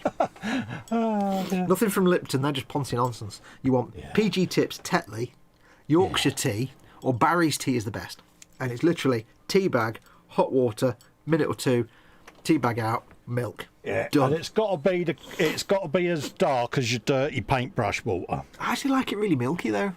Oh really? Oh no, mine's like tar, mate. See, I always thought that some Yeah. people like to leave the tea bag in for minutes, but I'm like, I leave it in for maybe a minute and squeeze it and get it out. But then I like a lot of milk in it. I don't know why. Nah. But yeah, get rid of this Lipton black tea rubbish. You don't want that. That's not tea. That's just nonsense. Look for Tetley's, PG Tips, Yorkshire tea, or Barry's tea is the best. I can't say that enough. Barry's tea. Yeah, what tea would you say is the best there? Barry's tea is the best. It's in my Amazon store. Oh, is it really? Although I don't know if it's in my US Amazon store. I can't be honestly say if it is or not. Yeah. But anything like that, although it's probably going to cost a fortune in the US, because anything like Tetley's or PG Tips is... Well, there are a couple of expat stores over there, aren't there? So they might be lucky and get a deal in one of those. Yeah, I mean, go on Amazon. Lynn says they don't have those teas in the US. Anything Lipton makes is probably garbage. Because they're like try-hard teas, like your breakfast tea and your Highland tea. Yeah, and your lemon and your mint and no, it needs to be tea. Stand upside down whilst doing yoga tea. You want a box that says such and such brand tea. Ingredients, it's just tea. Drink it like a builder. You want proper builder's working man's tea. Yeah. Paul Dismas says, don't forget to add the sugar. Yeah, you can add sugar if you want. I can't have lots of sugar, so I don't have sugar in my tea. I used to like tea with sugar in it, but I can't do the sugar. But I've got used to it now. That there is tea with a bit of coffee in it, so it's a bit... There's a bit of swooshy pattern in there because it's got some coffee dregs in it. Yeah, there may be other ingredients be involved in the making of that tea. Yes. But yeah, just go for anything where you can buy a box of 600 of bags or 100 bags. That's proper tea. Where it's just a bag, no string. No string nonsense. What's all about? Yeah. You don't want poncy little. You want a mug. You want a tea bag, a spoon, and some milk, maybe sugar. I just have sugar in it, no milk. Oh. Yeah, that's because you're drinking Lipton tea nonsense. No. Are you all right, Fox? We need to calm down. I think we need to have a one-on-one with Adeptus, you and I, to have a discussion about tea. Yeah, next time you're in the 24/7, be prepared. Yeah. To have tea making exercises. We will have a bag of tea and a kettle and everything ready for you, and we will demonstrate how to do the tea. Yeah. Don't look at these bad programs you see on American TV where they think Queen Victoria's still on the throne. We're not like that. Yeah. It's working men's. Paul Di Tommaso's off. I'm off to do other things. See you later. Take care, Paul. Big hugs. Paul. Sorry, mate. Lynn says, no Barry's tea in US Amazon. Okay, yeah, there's no Barry's tea in there. But you probably get PG or Tetley's or something like that. They're not great, but they'll do. But yeah, literally, mug, not a cup, not a poncy little mug. Like an E-Models mug size mug, like a coffee mug. Yeah. Mug, tea bag, hot water, 1 or 2 minutes. Squeeze the bag, pull it out, milk, maybe sugar. Absolutely. There's no other way to do it. Edward Leonard's in. Hello, Edward. How you doing, mate? Squishy. Good man. I think you should do a squishy. You should try a squishy. Go on. Yay! Double squishy. There you go. Double squishiness. I can see a future Fox video for the US viewers. Yes. That's what I bought. It's a big box of 200 bags. Yeah, it's Lipton's though. Lipton's is no. Nobody in the UK drinks Lipton's. We don't, do we? Really? No. No. No. My computer just made a noise, but it made the little pinging sound that I have at the start of my videos. But that's not a sound I've set in Windows for anything. That's weird. Oh, I need to change the overlay again, don't I, as well? You're having a bad day. I know, it's gone a bit weird. We're on the 3 overlay, I need to change to the 2 overlay. There we go. So yeah, we don't drink Lipton's. No, it's Lipton's is it's nonsense. Yeah. It's just nonsense. Yeah, it's like no, we don't do. It's a bit like blue non-wine the Germans make purely for the British people. Germans don't drink blue non-wine because it's garbage. In the same way, I think we make Lipton's, but we don't drink it because it's just garbage for the foreigners. We only make Lipton's tea to export to other countries. Because we want to keep the good stuff for ourselves. You just throw it in the river, so we keep the good stuff for ourselves. You see what I did there? I did. Tea in the river with the. Yeah, I'll be pressed. Little bit of very old politics. Yeah. Oh, someone has subscribed, Fox. Oh, brilliant! Is that what it was? I didn't see it. I've forgotten to set that noise. Welcome, whoever that subscriber was. Thank you for subscribing. Like and subscribe. Edward Leonard says, Lynn Dipple hugs, and I've been buying Barry's on Amazon for a few years. Ooh, Edward. Send the link to Adeptus somehow. He needs Barry's tea. He's got Lipton's rubbish. He needs to purge that. He needs to burn that in a bag. He needs to put all that Lipton's tea in a bag, right? Get it in a Hessian. It needs to be a Hessian sack. Get a Hessian sack. Fill it with all the tea bags. Bury it deep. Tie it up. Put a rock around it and tie a rock to it and throw it in the canal or the river or something, or just bury it in the desert or something. Bury it in the desert next to all the ET games. Yeah. Oh, Adeptus says I work for Amazon. I forgot that. Yeah. Oh, there you go then. Barry's. If you can get Barry's tea is the best. It's the best. It's an Irish tea. It's the best tea in the world. Lipton's is the big tea over here, says Lynn Dipple. Yeah, don't drink Lipton's. Yeah, don't drink Lipton's. No. That's probably why so many Americans don't like tea. He says I'll order it and give it a try. Good girl. Yes, Lynn says she was looking on my. So yeah, it's not. I'll see if I can find it. I obviously I couldn't find it when I wanted to add it to my store, so I'll see if I can find it. But yes, if you can get Barry's tea, Adeptus, it's the best tea in the world. It's the best tea. And if you get a cup that big, 2 tea bags. Anything bigger than a standard coffee mug, like that's not a big cup, but that's 2 tea bags. I think that size 1 tea bag is a bit watery. You want to be super cool, you leave the tea bag in. Oh, I've done that once or twice, and it gets a bit wily at the end of it. It's like, hello. It certainly makes your teeth sink into your gums. Edward says just search on Amazon. He likes the Irish and the gold. I drink the Barry's Gold purely because it comes in a box of 600. It's the only one that comes in boxes of 600, which lasts me and Mama Foxx about 2 weeks. Yeah. I've not tried the Irish though. Milk in first, says Darren Edmonds. Oh. Ooh, controversial. No. Controversial. No. Oh, milk in first. Oh God. No. Oh, Mary, Joseph, Jesus. Oh no. I'm struggling to stay focused now. No, you can't put the milk in first. You put the milk in first in coffee because it stops the coffee burning if it's powder, if it's granulated coffee. Yeah. If you put the milk in first in tea, it stops the tea percolating out and you lose the flavour. Oh, milk in first. Oh, I used to like Darren Edmonds. I remember when some people there's just no hope for, is there? I remember when we used to like him when he was a decent chap, but he was all right, wasn't he? Yeah, he went downhill then, didn't he? Yeah. No. It stops the hot water scalding the tea. No, that works in coffee, but no, you want the tea to. Oh, no. Are you all right, Foxx? I may have to go and lie down for a bit. I don't know if I can. My brain's struggling to pass that now. PMSL, says Darren. It's not cheap. I think I bought this Lipton for like $8 for 240 bags. Yeah, that's because it's no. Oh dear. It's a bit like American beer. It's not really beer, so Lipton's tea is not really tea. Yeah. Yeah. I think Lipton's is actually a British company though, but they've obviously fallen foul of. Quanaman says, I'm sure they were, yeah. Yeah, Quanaman says, milk first, that's just wrong, and I've seen someone milk a bull. Oh. Ew. That's Dan though, isn't it? You know what Dan's like. Yeah. Yeah, not milking first, no. Anyway, I think that's going to do us, because it's coming up to 10 to 7. Is it really? I've got to make pie and chips and gravy and beans. No, not beans. Not having beans. Don't worry, don't panic, I'm not doing beans. No, you're all right. You're all right. I might do gravy and macaroni cheese there. Let's just put all me. That's a bit like British. That's a bit like British poutine, I suppose. Darren says, "How do I unsubscribe?" Like and unsubscribe. Yeah, oh bless you. No, milking first. I don't know. We teach kids today. I was getting the shakes then. Oh no. No. Oh, sacrilege, Dan. Sacrilege, Foxx. Right, that's like mortar first and then brick, isn't it? Huh. Yeah, when are these people going to learn, eh? I don't know.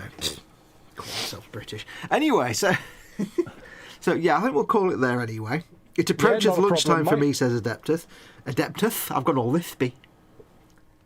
That's because you're still in shock, mate. I mean, thought from the milk first, then the tea. This precipitous precipice.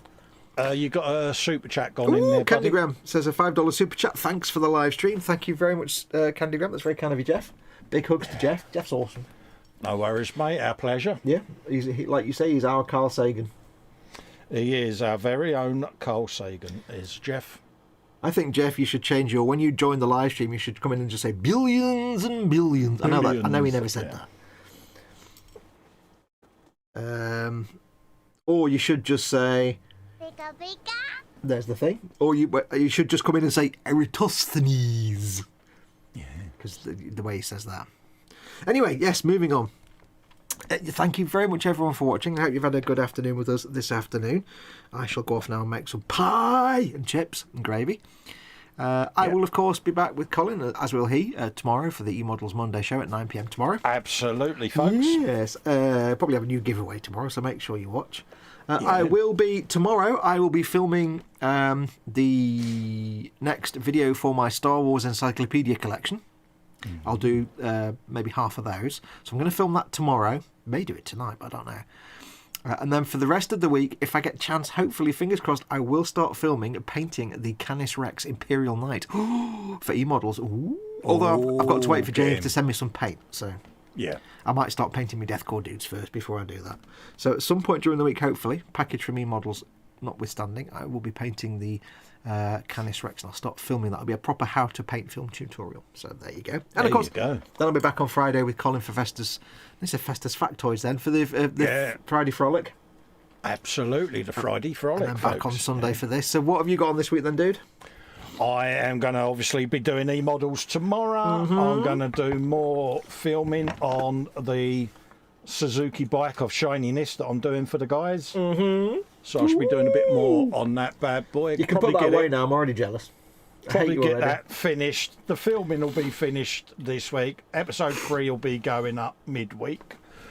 And then, be frolic time on Friday and then Sunday brunch, mate. Sunday brunch, I like that.